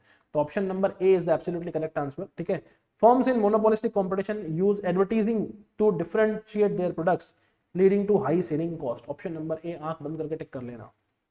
Which one of the following is not an internal economy of scale? है ना, अब इंटरनल इकोनॉमी ऑफ स्केल क्या होता है? जब आप प्रोडक्शन के स्केल को क्या करते हो, बढ़ाते हो, तो आपको फर्म के इनसाइड कौन कौन से बेनिफिट्स मिलते हैं, कौन कौन से फायदे मिलते हैं। टेक्निकल इकोनॉमी सर एक मल्टीपल लेवल या एक लेवल से बड़े लेवल पे आप काम कर रहे हो, अपने प्रोडक्शन स्केल को बहुत बड़ा कर रहे हो, तो ज्यादा अच्छी टेक आप क्या कर सकते हो, अपने यहाँ पे ले सकते हो सकता है उसको इन हाउस डेवलप कर लो, तो टेक्निकल इकोनॉमीज मिलती है। ठीक है, फाइनेंशियल इकोनॉमीज भी क्या होती है आपको, मिलती है। मार्केट इकोनॉमीज भी मिलती है, यानी मार्केटिंग अच्छे लेवल पे कर पाओगे, पैसा अच्छा लगा पाओगे मार्केटिंग पे। Economies due to localisation of industry. Localisation of industry सिर्फ आपके अकेले के बड़े होने से नहीं होगी, आपके आसपास ही जब सारी फर्म्स क्या होगी, बड़ी होगी ना, तो इससे आउटसाइडर्स जो है वो आपकी फर्म्स के आसपास आके सेग्रीगेट होना या बेसिकली कंसेंट्रेट होना क्या हो जाएंगे, शुरू हो जाएंगे। तो लोकलाइजेशन ऑफ इंडस्ट्रीज का जो बेनिफिट है ये एक्सटर्नल है। ठीक है, तो option number C is the correct answer. This is not an internal economy, this is external economy of scale. अब बात करते हैं in monopoly cross elasticity of product, है ना, क्रॉस प्राइस इलास्टिसिटी। मोनोपोली में यार एक ही प्रोडक्ट होता है, कोई आपका सब्स्टिट्यूट होता है नहीं, तो क्रॉस प्राइस इलास्टिसिटी क्या होती है, कंपैरेटिवली आपकी जीरो होगी सर। क्या होगी? क्रॉस प्राइस इलास्टिसिटी आपकी जीरो होगी। तो 37 का आंसर क्या अपना जीरो। अब बात करते हैं vertical difference between TVC and TC, है ना, क्लियर। तो वर्टिकल डिफरेंस टीवीसी और टीसी का कौन होता है बेटा? टीएफसी होता है। कौन होता है? TFC is the vertical distance between TC and TVC, right. तो ध्यान रखना, TC is made of TVC plus TFC. ठीक है ना, तो टीएफसी जो होता है that is the vertical difference between what TVC and TC. और सिमिलरली अगर आप लोगों से पूछ ले कि सर एवीसी और एसी, है ना, एवीसी और एसी इन दोनों का वर्टिकल डिस्टेंस क्या होता है, तो इन दोनों का वर्टिकल डिस्टेंस होता है सर एएफसी। ठीक है ना, ध्यान रखिएगा। ठीक है, चलिए। A necessity is defined as a good having. एक नेसेसिटी किसे कहोगे अपने पास? A necessity is defined as a good having, है ना। A positive income elasticity of demand, a negative income elasticity of demand, an income elasticity of demand between 0 to 1, an income elasticity of demand है ना more than 1। अब बहुत simple सा है बेटा, ध्यान रखना। अब जैसे कि बात करें हम लोग सॉल्ट, है ना, तो सॉल्ट क्या है? एक तरीके की सर जरूरत है। मेडिसिन एक तरीके की क्या है? जरूरत है। तो सॉल्ट की डिमांड कैसी होगी सर? प्राइजेस चेंज हो गया, डिमांड बिल्कुल खत्म कर दो? नहीं सर, जितने से प्राइजेस चेंज हुआ उतने से ही डिमांड क्या करो अपने पास में, बेसिकली बढ़ा दो। The answer is absolutely no, है ना। तो सॉल्ट जैसी जो चीज है इसकी जो इनकम इलास्टिसिटी होती है वो जनरली क्या होती है अपने पास में? 0 to 1 के बीच में रहती है। ठीक है, कि अगर इनकम बढ़ गई तो सॉल्ट की डिमांड बढ़ा देंगे क्या? नहीं सर, इनकम बढ़ गई, लग्जरीज गुड्स की डिमांड क्या होगी? बढ़ाएंगे, कंपैरेटिवली बहुत ज्यादा इंक्रीज करेंगे, तो एक से ज्यादा हो सकती है। लेकिन इनकम कम हो गई तो सॉल्ट की डिमांड बढ़ाएंगे घटाएंगे? जनरली नहीं। तो necessities have income elasticity between 0 and 1। तो जो जरूरत की चीजें होती है उसकी इनकम इलास्टिसिटी 0 से 1 के बीच में होती है, वो उतनी ही कंज्यूम होती है जितनी उसकी जरूरत होती है। Meaning demand increases with income but less than proportionately. ध्यान रखें, लग्जरी के केस में एक से ज्यादा होगी।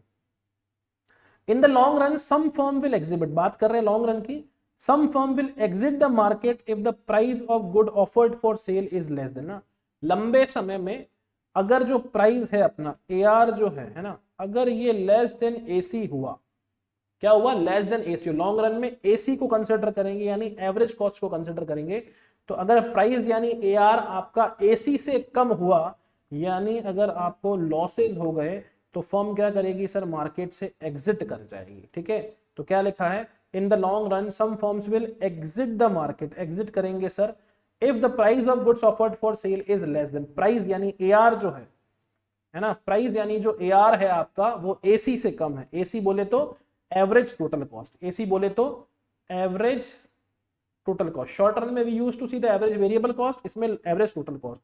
Option number C is the correct answer. ठीक है, अब बात करते हैं कोइंसिडेंट इंडिकेटर की। Lagging indicator, leading indicator and coincident indicator business cycle के अंदर ध्यान रखिएगा। Coincident indicator is not indicated as. अब कोइंसिडेंट इंडिकेटर इनमें से कौन सा नहीं है? Inflation, industrial production, retail sales, है ना, ये सारे कोइंसिडेंट इंडिकेटर हैं। लेकिन new order for plant and equipment जो है ये लीडिंग इंडिकेटर है भैया, कोइंसिडेंट इंडिकेटर नहीं है। बिजनेस साइकिल को अच्छे से पढ़ के जाना, you will get all the answers. Option number D is the correct. ठीक है, नया ऑर्डर अगर प्लांट और इक्विपमेंट के लिए आपको मिल रहा है, this is the leading indicator, not the coincident indicator, right? क्या, चलिए, है ना।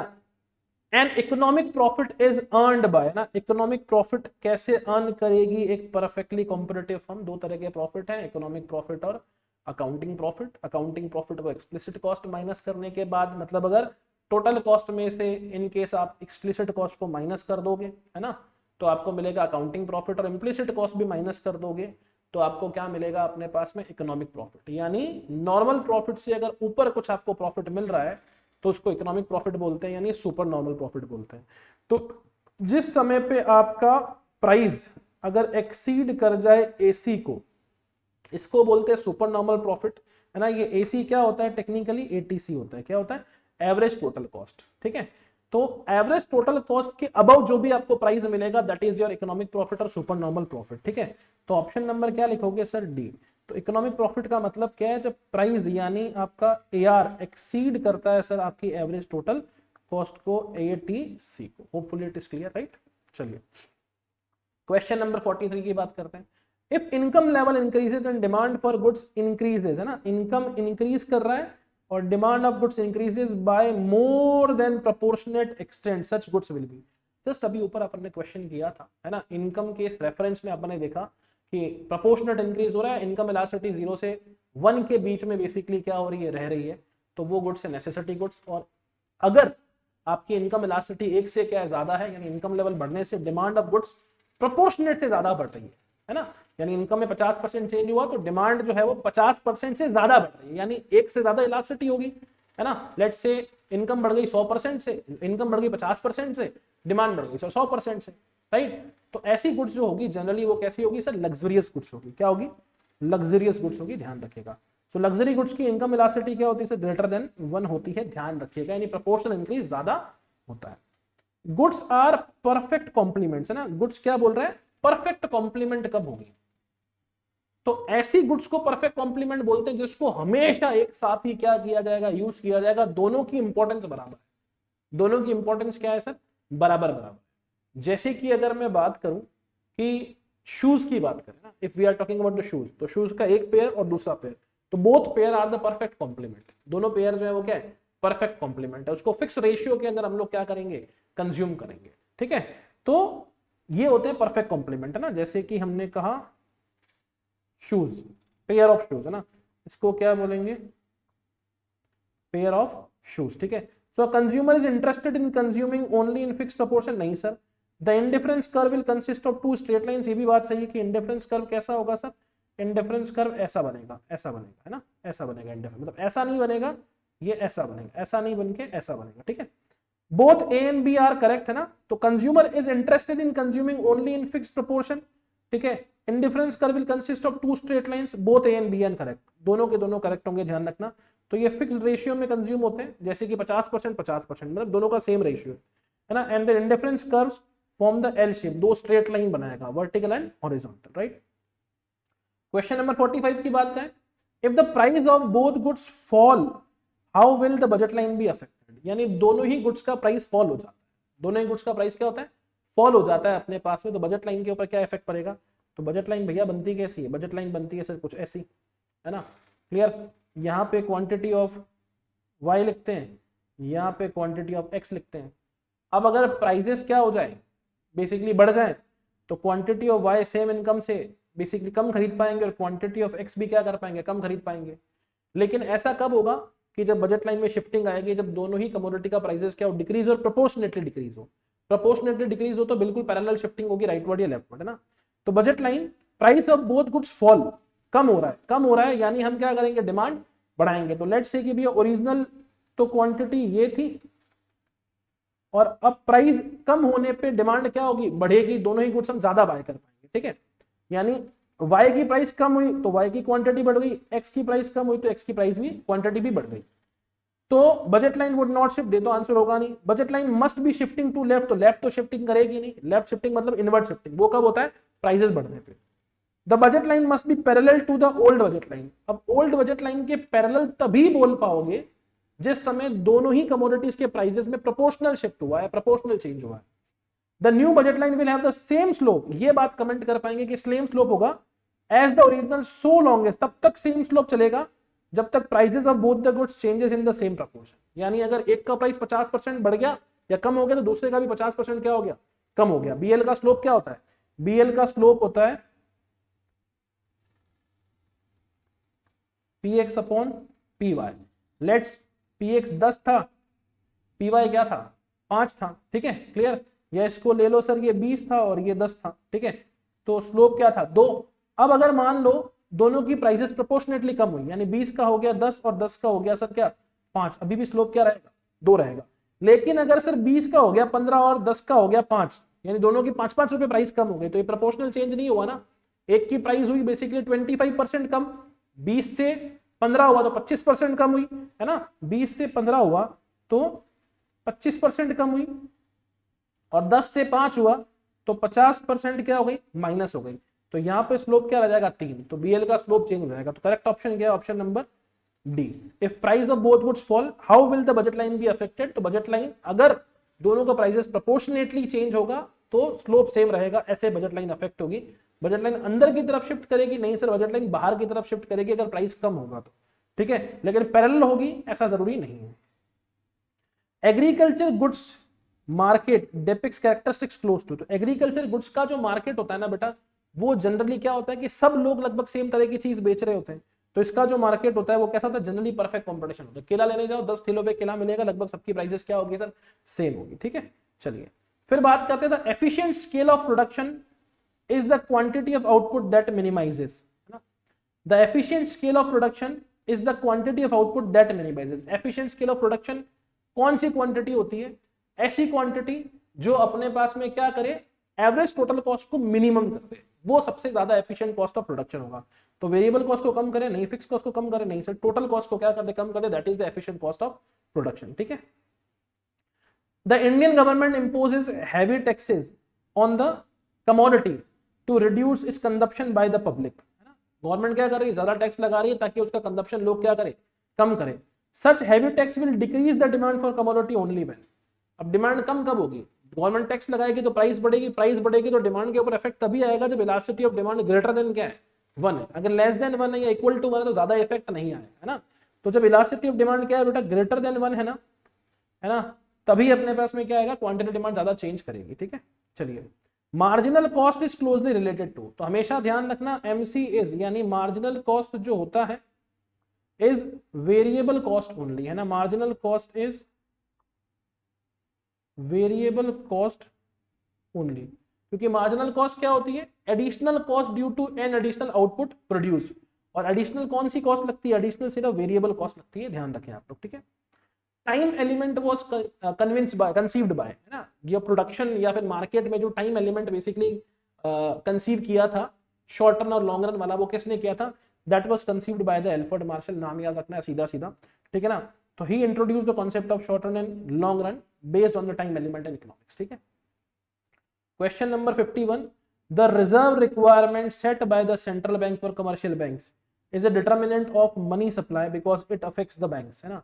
अब जो रिजर्व रिक्वायरमेंट होती है ना, ये बेसिकली क्या करता है, गवर्नमेंट की सेंट्रल बैंक जो है ये रिजर्व रिक्वायरमेंट जब सेट करता है तो ये कमर्शियल बैंक्स की मनी सप्लाई पावर को क्या करेगा, बेसिकली अफेक्ट करेगा, क्या करेगा, मनी सप्लाई पावर को क्या करेगा, अफेक्ट करेगा।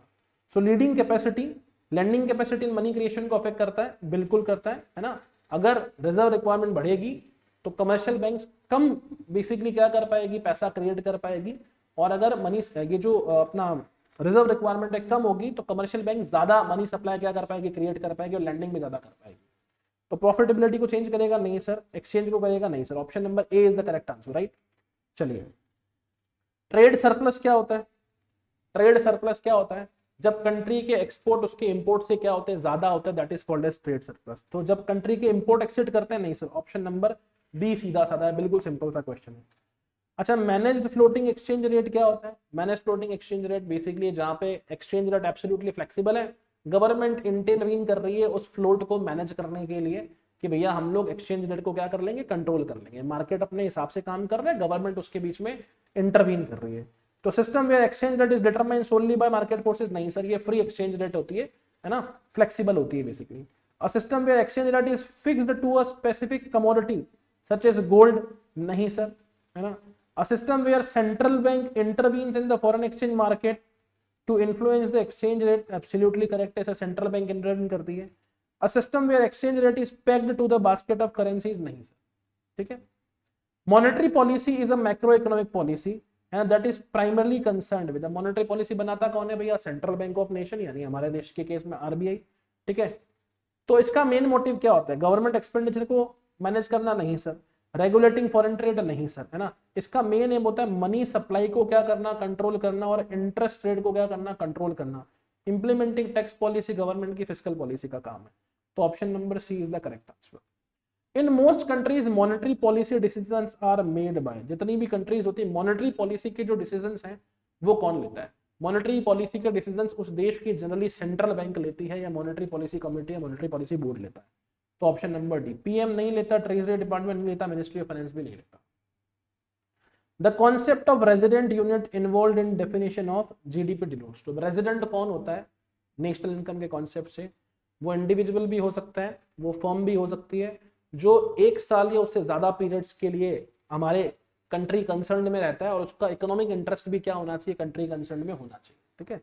तो अब यहाँ बात बोल रहे हैं business enterprise which belongs to a citizen of India. तो भैया सिटीजन ऑफ इंडिया का बिजनेस एंटरप्राइज होना कोई जरूरी नहीं है, ठीक है।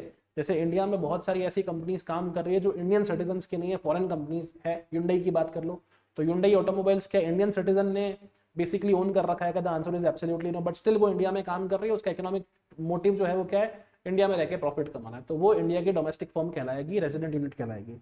तो ये बात तो गलत हो गई।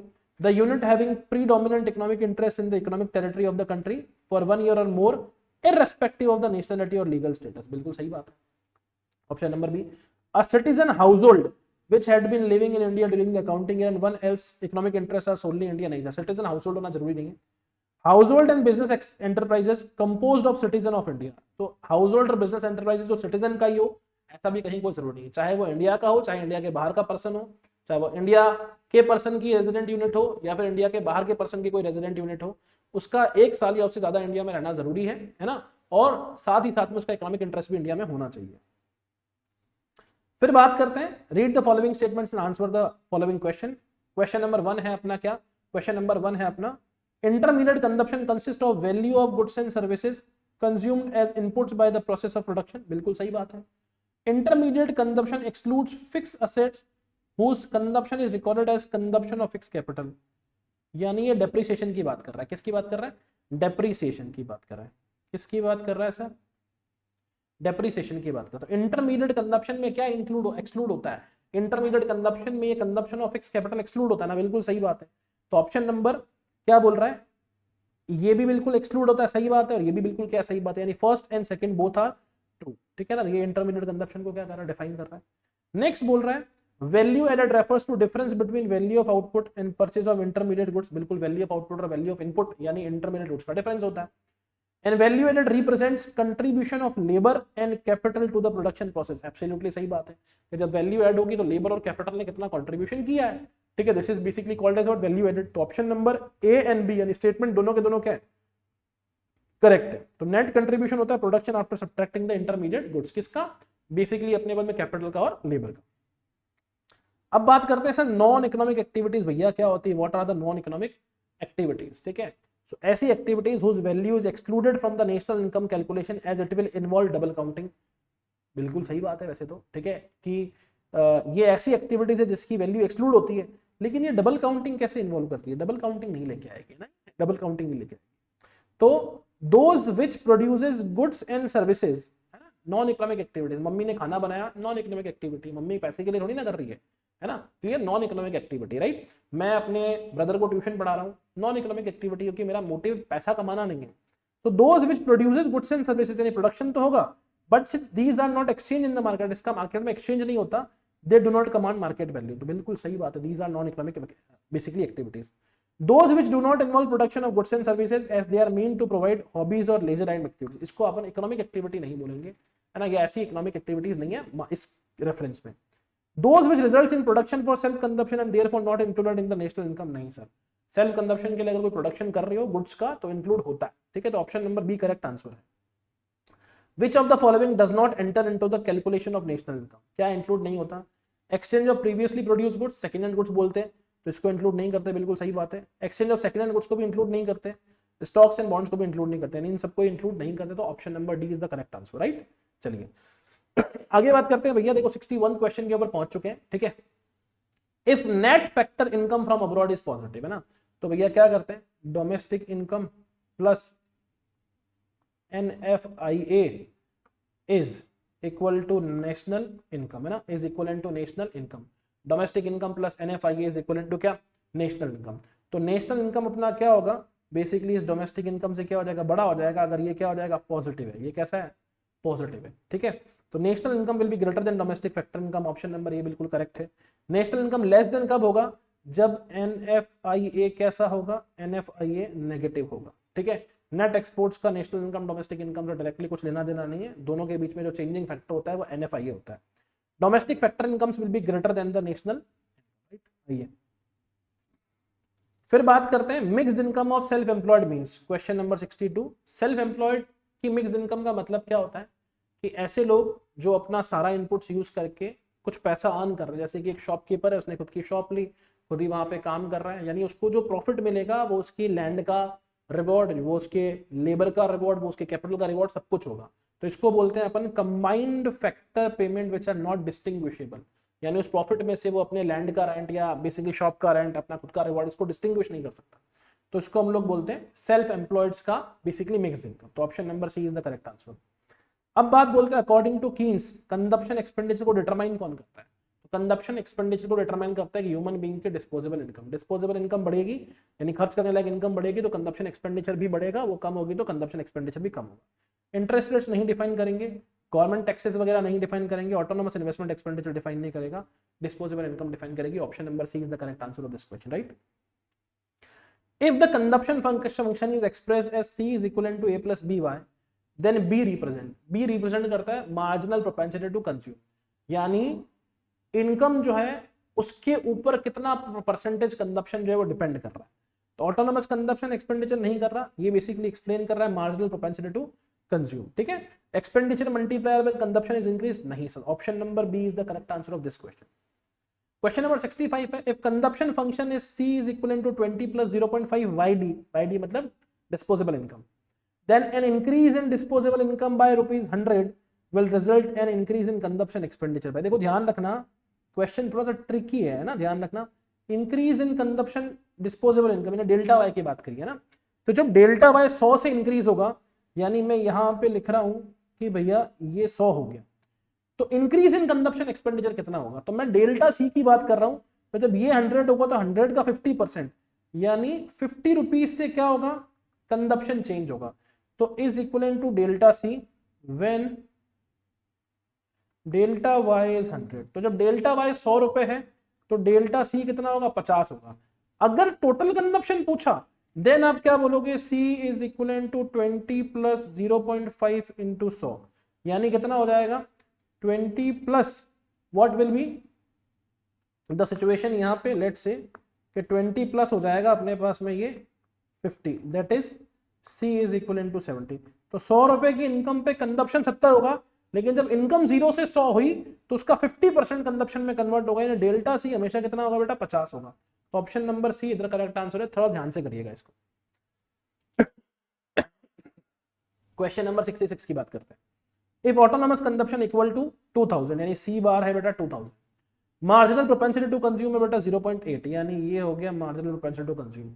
डिस्पोजेबल इनकम YD है सर 10,000, टोटल कंजप्शन पूछा है, तो टोटल कंजप्शन क्या होगा, C is equal to C bar plus MPC into Y D. ठीक है, अब सी बार कितना है 2000, एमपीसी कितना है 0.8, वाई डी कितना है 10, तो 10 इंटू 8 बोले तो 8000 प्लस 2000, ये कितने हो जाएंगे 10,000, यानी कंजप्शन कितना हो गया 10,000। Option number C is the correct answer of this question, right. चलिए क्वेश्चन नंबर 67 की बात करते हैं। कीन्सियन क्रॉस डायग्राम की बात करें, the point eight which aggregate demand function crosses the 45 degree line. 45 degree line कौन सी होती है, बेसिकली एग्रीगेट सप्लाई कर्व होता है, इनकम लाइन होती है। तो जहां पे aggregate demand curve 45 degree line को इंटरसेक्ट कर लेता है, कट कर लेता है, वो बेसिकली हमको देता है इक्विलिब्रियम पॉइंट। ये फुल एम्प्लॉयमेंट भी हो सकता है, अंडर एम्प्लॉयमेंट भी हो सकता है, ओवरफुल भी हो सकता है, कुछ भी हो सकता है, ठीक है ना। तो level of full employment income नहीं sir, less than full employment income नहीं sir, equilibrium level of income which may or may not be full employment level of income। Option number C is the correct answer of this particular question. ठीक है भाई, जिस समय पे S curve को AD curve intersect करेगा तो सिर्फ ये इतना ही बताएगा कि यहाँ पे जितना लोग खर्च करना चाहते हैं उतना ही इकोनॉमी में इनकम जनरेट बेसिकली प्रोड्यूसर्स करना चाह रहे हैं। ये कतई ये नहीं बताता कि भैया फुल एम्प्लॉयमेंट है या फिर अंडर एम्प्लॉयमेंट है। ठीक है, चलिए क्वेश्चन नंबर 68 की बात करें। अ क्लोज्ड इकोनॉमी, एक क्लोज्ड इकोनॉमी के अंदर एग्रीगेट डिमांड क्या होता है। देखो जनरली जो एग्रीगेट डिमांड होता है ये होता है C plus I plus G plus X minus M. Consumption expenditure, investment expenditure, government expenditure, net export. Net export कब होंगे, जिस समय पे इकोनॉमी हमारी ओपन है। अगर इकोनॉमी ओपन नहीं है तो ये वाला जो एलिमेंट है ये क्रॉस हो जाएगा, तो बचेगा क्या, सिर्फ सी आई और जी, राइट। तो जो करेक्ट आंसर है हमारा वो क्या है, consumption expenditure, demand for export and import नहीं sir. Consumption expenditure C, plant investment spending and government spending. Option number B correct answer है। Consumption expenditure, actual investment spending तो कभी लेते ही नहीं है, government spending and net export नहीं लेंगे। Consumption expenditure, plant investment spending, government spending and net export, ये लेंगे हम लोग ओपन इकोनॉमी के अंदर। किस में लेंगे सर, ये ओपन इकोनॉमी के अंदर। ठीक है, तो ऑप्शन नंबर 68 का जो आंसर है क्वेश्चन नंबर 68 का, that is option number B. चलिए क्वेश्चन नंबर 69 की बात करें। Which of the following policies of the government fulfils the redistribution function. Redistribution function का मतलब है लोगों से टैक्सेस के थ्रू बेसिकली पैसा लिया और सब्सिडीज के थ्रू हम लोगों ने वापस क्या कर दिया, दूसरे लोगों में डिस्ट्रीब्यूट। मतलब गवर्नमेंट टैक्सेस के थ्रू, बाकी सारी चीजों के थ्रू क्या करती है, रिचर से पैसा लेती है और पुअर्स को क्या करती है, पैसा बेसिकली सब्सिडीज के थ्रू बांट देती है, यानी इनकम इनइक्वालिटी को क्या करना, रिड्यूस करना। ठीक है, तो parking the army on the northern borders, क्या इससे रिडिस्ट्रीब्यूशन होगा? The answer is absolutely no. Supply of medicine at subsidised rates to the poor people, हाँ सर ये रिडिस्ट्रीब्यूशन का एग्जाम, पुअर लोगों को सब्सिडाइज्ड रेट के ऊपर मेडिसिन देना। Controlling the supply of money through the monetary policy, government का काम थोड़ी ना याद है, तो ये आरबीआई का काम है ना। तो ऑप्शन नंबर क्या होगा, B is the correct answer of this particular question, right. चलिए, when the government decides to produce the fertilizers and supply them to the agriculturals, है ना, its aims, गवर्नमेंट क्या कर रही है, गवर्नमेंट कर रही है कि हम फर्टिलाइजर बनाएंगे और एग्रीकल्चरिस्ट को ये देंगे। इससे गवर्नमेंट क्या एम कर रही है, क्या गवर्नमेंट इक्विटी और फेयरनेस करना चाहती है एग्रीकल्चरिस्ट का? नहीं सर, गवर्नमेंट का मोटिव ये नहीं है कि हम इससे इक्विटी लेके आए, खुद बना रही है और लोगों को दे रही है ना। तो गवर्नमेंट का बेसिकली मोटिव क्या है कि हम लोग रिसोर्स एलोकेशन प्रॉपर करना चाहते हैं कि हम खुद इकोनॉमी के रिसोर्सेज से फर्टिलाइजर बनाएंगे और एग्रीकल्चरिस्ट को देंगे। ठीक है, तो influence the way resources are allocated in the economy to ensure higher profit. नहीं सर, गवर्नमेंट का ये मोटिव नहीं है कि एग्रीकल्चरिस्ट को हायर प्रॉफिट हो, है ना, सब्सिडाइज रेट पे नहीं दे रही है। To make greater profits for the public sector, नहीं सर, गवर्नमेंट ऐसा कोई बहुत हाइप्ड करके प्राइजेस नहीं चार्ज कर रही है कि जिससे सिर्फ पब्लिक सेक्टर को ही क्या हो बेनिफिट है। गवर्नमेंट का सिंपल सा एम है कि रिसोर्सेज का एलोकेशन क्या हो, प्रॉपर तरीके से हो, इसलिए हम फर्टिलाइजर बनाएंगे और एग्रीकल्चरिस्ट को क्या करेंगे, देंगे ताकि उनकी नीड पूरी हो जाए। ठीक है, तो गवर्नमेंट रिसोर्स एलोकेशन पे काम कर रही है by intervening in production to support a specific sector, की कोई और नहीं बना रहा भैया, चलो हम बना रहे। क्वेश्चन नंबर 71 की बात करें। Allocation and distribution functions are primary, resources का अलोकेशन, और जब गुड्स एंड सर्विसेज बन गई या इनकम जनरेट हो गई तो उसका डिस्ट्रीब्यूशन, ये किसका मेन फंक्शन है, माइक्रो इकोनॉमिक्स का, मैक्रो इकोनॉमिक्स का, दोनों का। Right, aimed at bringing price stability and income growth, the answer is absolutely no. ये प्योरली फंक्शन है किसका, माइक्रो इकोनॉमिक्स का, ध्यान रखिएगा। Allocation and distribution function is the pure function of the microeconomic analysis. चलिए क्वेश्चन नंबर 72 की बात करते हैं भैया। Market power, what is market power, किसे कहते हैं मार्केट पावर? तो देखो जरा क्या है, ठीक है ना। Makes price equal marginal cost and produces a positive external benefit on others, can cause market to be inefficient because it keeps prices and output away from the equilibrium output of supply and demand. Makes the firms price maker and restricts the output so as to make allocation efficient, है ना। Market power का मतलब क्या है, मेरे पास एक enough market capture available है, ठीक है ना, यानी मार्केट का एक इनफ सेगमेंट अवेलेबल है, मेरे पास में काफी सारा बेसिकली यूं समझ लो बायर ग्रुप मेरे साथ एसोसिएटेड है, या वो मेरे पास में बेसिकली क्या कर रहे हैं, कनेक्टेड है, इसको बेसिकली बोलेंगे मार्केट पावर। आपका प्रोडक्ट जो है वो इतना शानदार है, ठीक है। तो बेसिकली मार्केट पावर क्या करेगा, it can cause markets to be inefficient because it keeps prices and output away from equilibrium of the supply and demand. आपके पास मार्केट में पावर है, तो मार्केट में जिस प्राइस के ऊपर प्रोड्यूसर्स बेसिकली बेचना चाह रहे हैं, है ना, उसी प्राइस पे डिमांडर्स खरीदना चाह रहे हैं, इक्विलिब्रियम है, उससे आप क्या करते हो, ज्यादा प्राइसेस रखने की कोशिश करते हो। तो इक्विलिब्रियम से ये मार्केट को क्या करता है, दूर करता है मार्केट पावर, अगर आपके पास में मार्केट को डिस्टर्ब करने की पावर है तो। Plus it makes the firm price makers, monopolist price make करेगा एंड रिस्ट्रिक्ट आउटपुट, के मेरी मर्जी के उतना आउटपुट बनाऊंगा, so as to make allocation inefficient. तो ये दोनों ही चीजें मार्केट पावर की वजह से होती है। Option number D is the correct answer, ठीक है। तो market power enables the firm to influence prices and output levels, causing inefficiencies as prices deviate from the marginal cost, violating allocative efficiency, right? क्या ये बात समझ में आ गई आप लोगों को? Hopefully you are able to understand this particular thing, ठीक है। Next is question number 673। क्या है question number 73? The unique feature of an externality is that.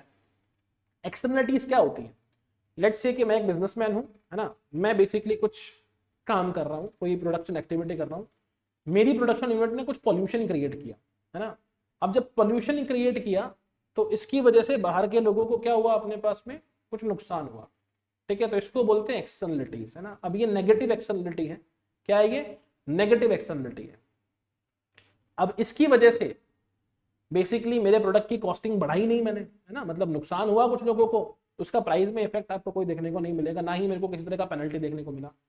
अच्छा, एक मैं अच्छा था गार्डन मेंटेन करके चल रहा हूँ, अब बाहर के लोग भी भैया उसका बेनिफिट उठा रहे हैं, अरे भाई साहब ने गार्डन मेंटेन करके रखा है, चलो हम भी चलते हैं ना, यानी बाहर साफ सफाई रख रहे हैं, तो जब मेरे साफ सफाई रखने की वजह से बाकी सारे लोगों को भी क्या हो रहा है, बेनिफिट हो रहा है। ये नेगेटिव, ये पॉजिटिव एक्सटर्नलिटी है।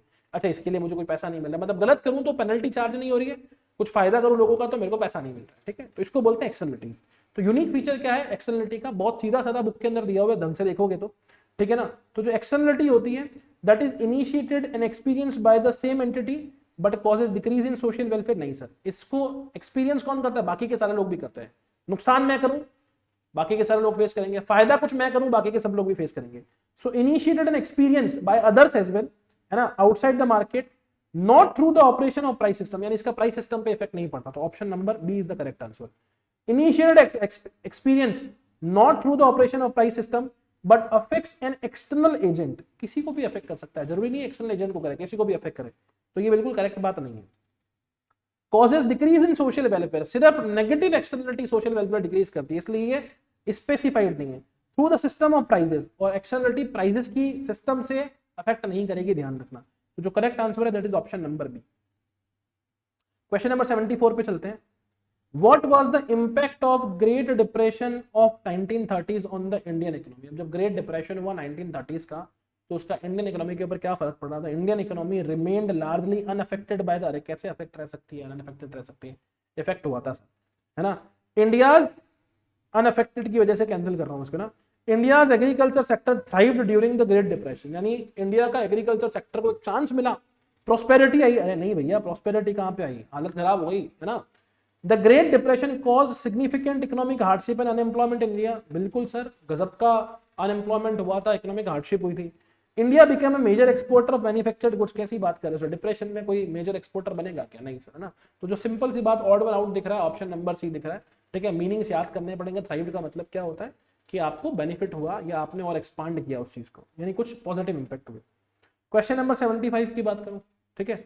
The growth of Indian national movement during this period was partially fueled by, है ना, the growth of Indian national movement was partially fueled by, option number A, widespread support for British colonial policies, Indian economy का question है, a decline in the desire for independence among Indians, economic grievances and discontent and with British economic exploitation, the British government's focus on modernizing the Indian economy। क्या बोल रहा है? The growth of Indian national movement, है ना, स्वदेशी अपनाओ, during this period was partially fueled by economic grievances and discontent with British economic exploitation।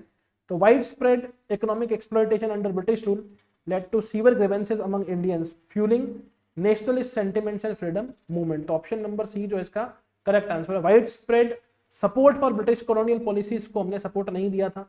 Decline in the desire for independence among Indians, desire कम नहीं हुई थी हमारी। ब्रिटिश गवर्नमेंट का फोकस कभी नहीं था सर इंडियन इकोनॉमी को मॉडर्नाइज करने के लिए। तो करेक्ट आंसर क्या option number C, economic grievances and discontent with British economic exploitation, right. चलिए अब बात करते हैं सर किसकी, if an individual tends to drive his car at a dangerously high speed because he has comprehensive insurance cover, it is a case of, किसका case है भैया ये फ्री राइडिंग का केस है? नहीं सर, नेगेटिव एक्सटर्नलिटी का case है, moral hazard का केस। किसे कहते हैं मॉरल हैजार्ड?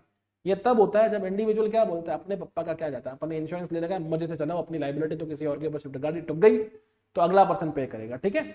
तो ये ग्रेटर रिस्क लेता है because they do not bear the full consequences, है ना, जैसे कि कॉम्प्रहेंसिव इंश्योरेंस के केस में होता है, गाड़ी टूट गई इंश्योरेंस कंपनी उसका पैसा भरेगी, इसलिए मैं बिल्कुल नेग्लिजेंट होकर गाड़ी चलाऊंगा, खुद को नुकसान हुआ तो बात अलग है, ठीक है ना। 77 what was the role of Indian agriculture during the pre independence period, है ना, इंडियन एग्रीकल्चर का क्या रोल था प्री इंडिपेंडेंस पीरियड में। Indian agriculture was highly mechanised and technologically advanced pre independence period, यानी ब्रिटिशर्स थे तब, मशीन्स थी, मैकेनाइज था क्या? नहीं सर, हालत खराब थी। Agriculture played a minor role in the economy with the focus on industrialisation, अरे ना बाबा, कहां माइनर रोल था, मेजर रोल था। Indian agriculture was the backbone of the economy employing the majority of population, absolutely correct चीज है। Agriculture was primary focus on cash crops for export to British market, था लेकिन सिर्फ cash crops पे था, ऐसा कुछ नहीं था ना, बाकी चीजें भी बन रही थी। तो जो मोस्ट अप्रोप्रिएट आंसर है that is option number C की during pre independence Indian agriculture जो था that was primarily livelihood for majority and central to the economy despite being underdeveloped and exploited. तो ऑप्शन नंबर सी ज्यादा appropriate answer हो जाएगा।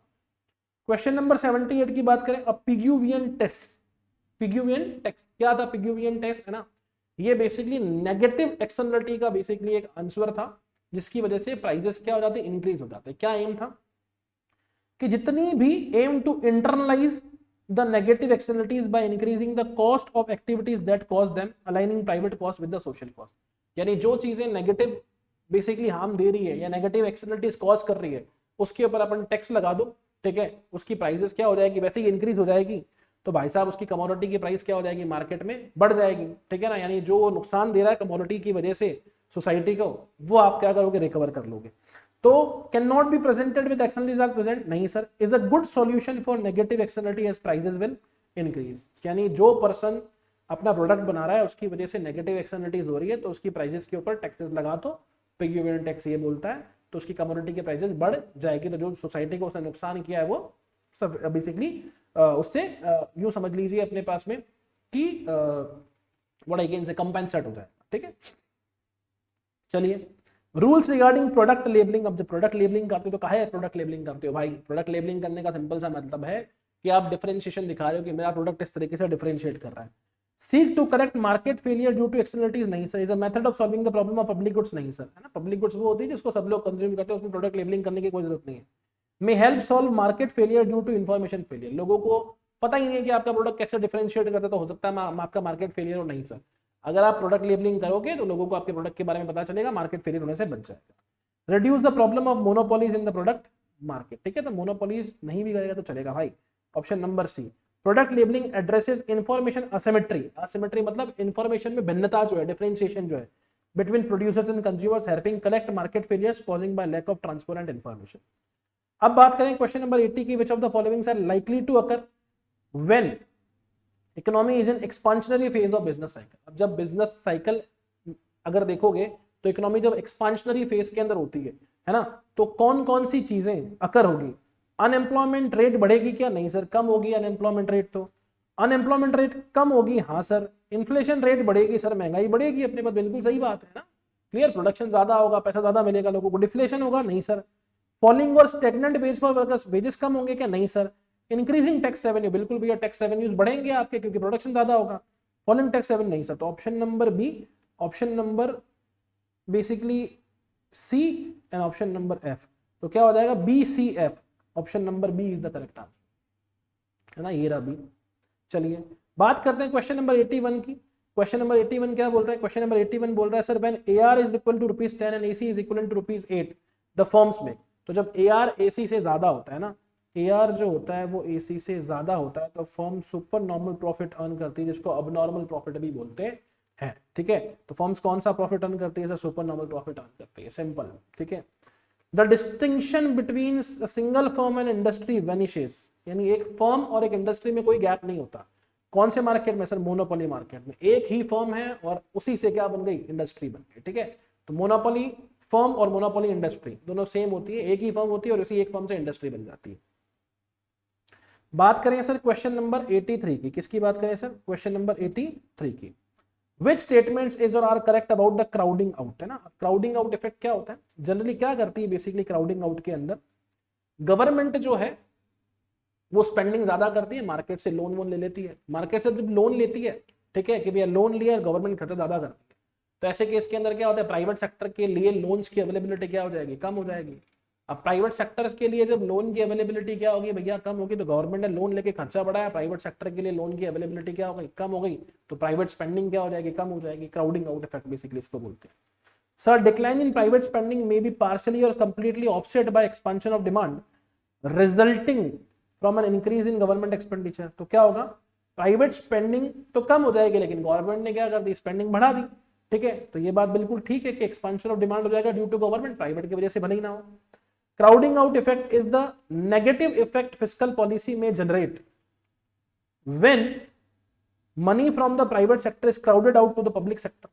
ठीक है, तो क्या बोल रहा है देखो जरा, crowding out effect is a negative effect fiscal policy may generate when money from private sector is crowded out to the public sector। तो टेक्निकली कहीं ना कहीं यही बात हो रही है कि भैया गवर्नमेंट खुद खर्चा करे तो प्राइवेट सेक्टर की जगह पे पब्लिक सेक्टर का पैसा जा रहा था, ये भी बात बिल्कुल सही है। When spending by a government in an economy increases, government spending would be crowded out. तो गवर्नमेंट की स्पेंडिंग क्राउडेड आउट थोड़ी ना हो रही, प्राइवेट की स्पेंडिंग क्राउडेड आउट हो रही है। Private investment specially the ones which are interest sensitive will be reduced if interest rates rises due to increase spending by government. अब गवर्नमेंट जब मार्केट से पैसा उठाएगी तो लोग गवर्नमेंट को देंगे, प्राइवेट इंस्टीट्यूट्स को नहीं देंगे, तो इंटरेस्ट रेट क्या हो जाएगी? वहां पे बढ़ जाएगी। जब गवर्नमेंट खुद पैसा उठाने लगेगी तो प्राइवेट सेक्टर्स के लिए इंटरेस्ट रेट क्या हो जाएगी? बढ़ जाएगी। तो प्राइवेट इन्वेस्टर्स जो होंगे वो क्या करेंगे? कम बेसिकली इन्वेस्टमेंट करेंगे। तो ये बात भी बिल्कुल सही है। तो option number first, second and fourth are correct.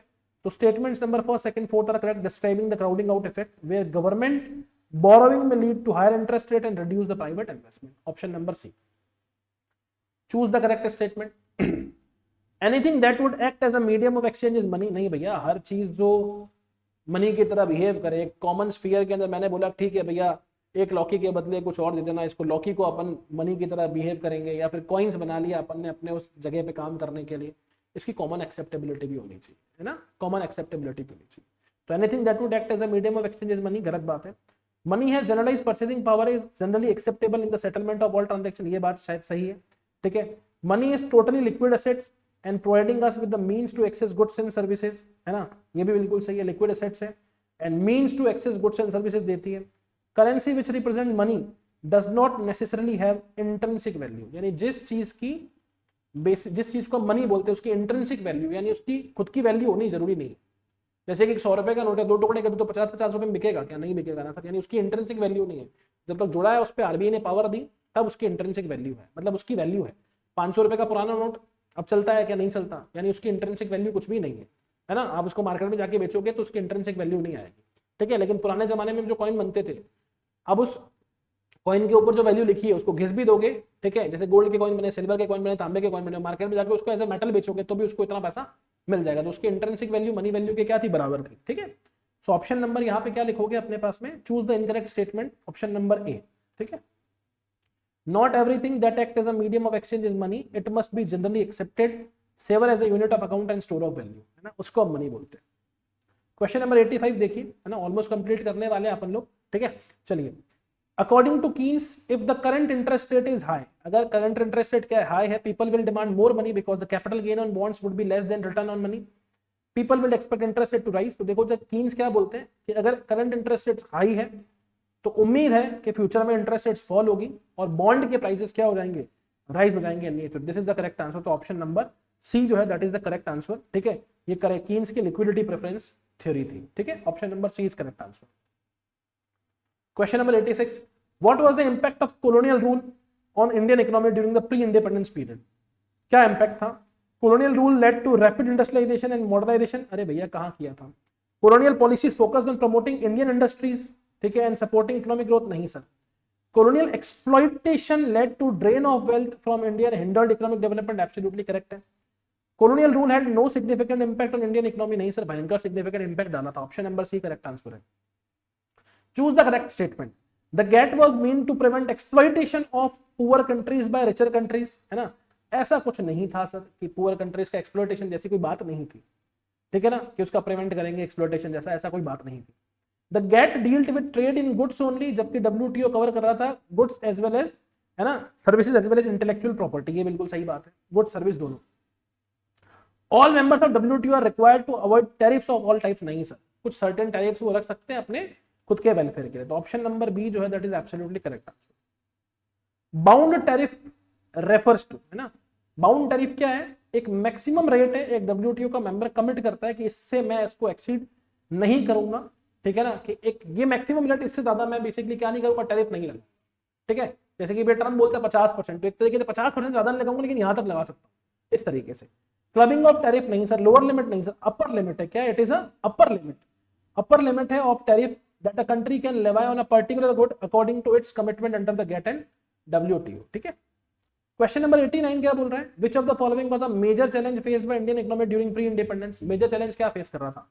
Excessive foreign increment leading to economic dependence? नहीं भैया। Inadequate availability of skilled labour for industrialisation, ठीक है ना। मेजर चैलेंज क्या था इंडियन इकोनॉमी के लिए?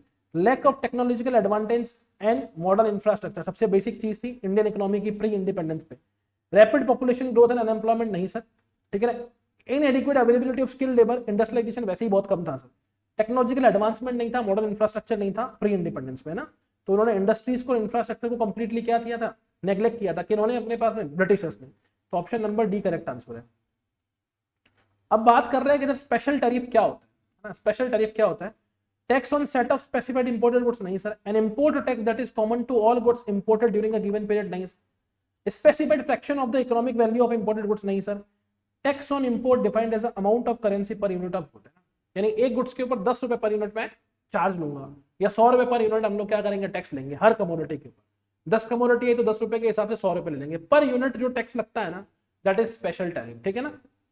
क्वांटिटी के ऊपर फिक्स होता है, पर यूनिट या पर क्वांटिटी के ऊपर फिक्स होता है ना, फिजिकल यूनिट के ऊपर। तो ऑप्शन नंबर डी करेक्ट है।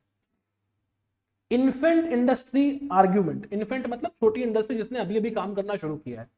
इंप्लाइज ओनली चिल्ड्रन, फालतू ध्यान भटकाने की बात है, चिल्ड्रन की कोई बात नहीं करते। New industry should be protected from foreign competition until they become competitive, बिल्कुल सही बात है। Industries in developing countries can never become competitive, नहीं सर। एज्ड इंडस्ट्री यानी जो बड़ी इंडस्ट्रीज हो गई, should be replaced with new ones, नहीं सर। इन्फेंट इंडस्ट्री आर्ग्यूमेंट का मतलब था नई इंडस्ट्रीज को प्रोटेक्ट करना है, सिंपल।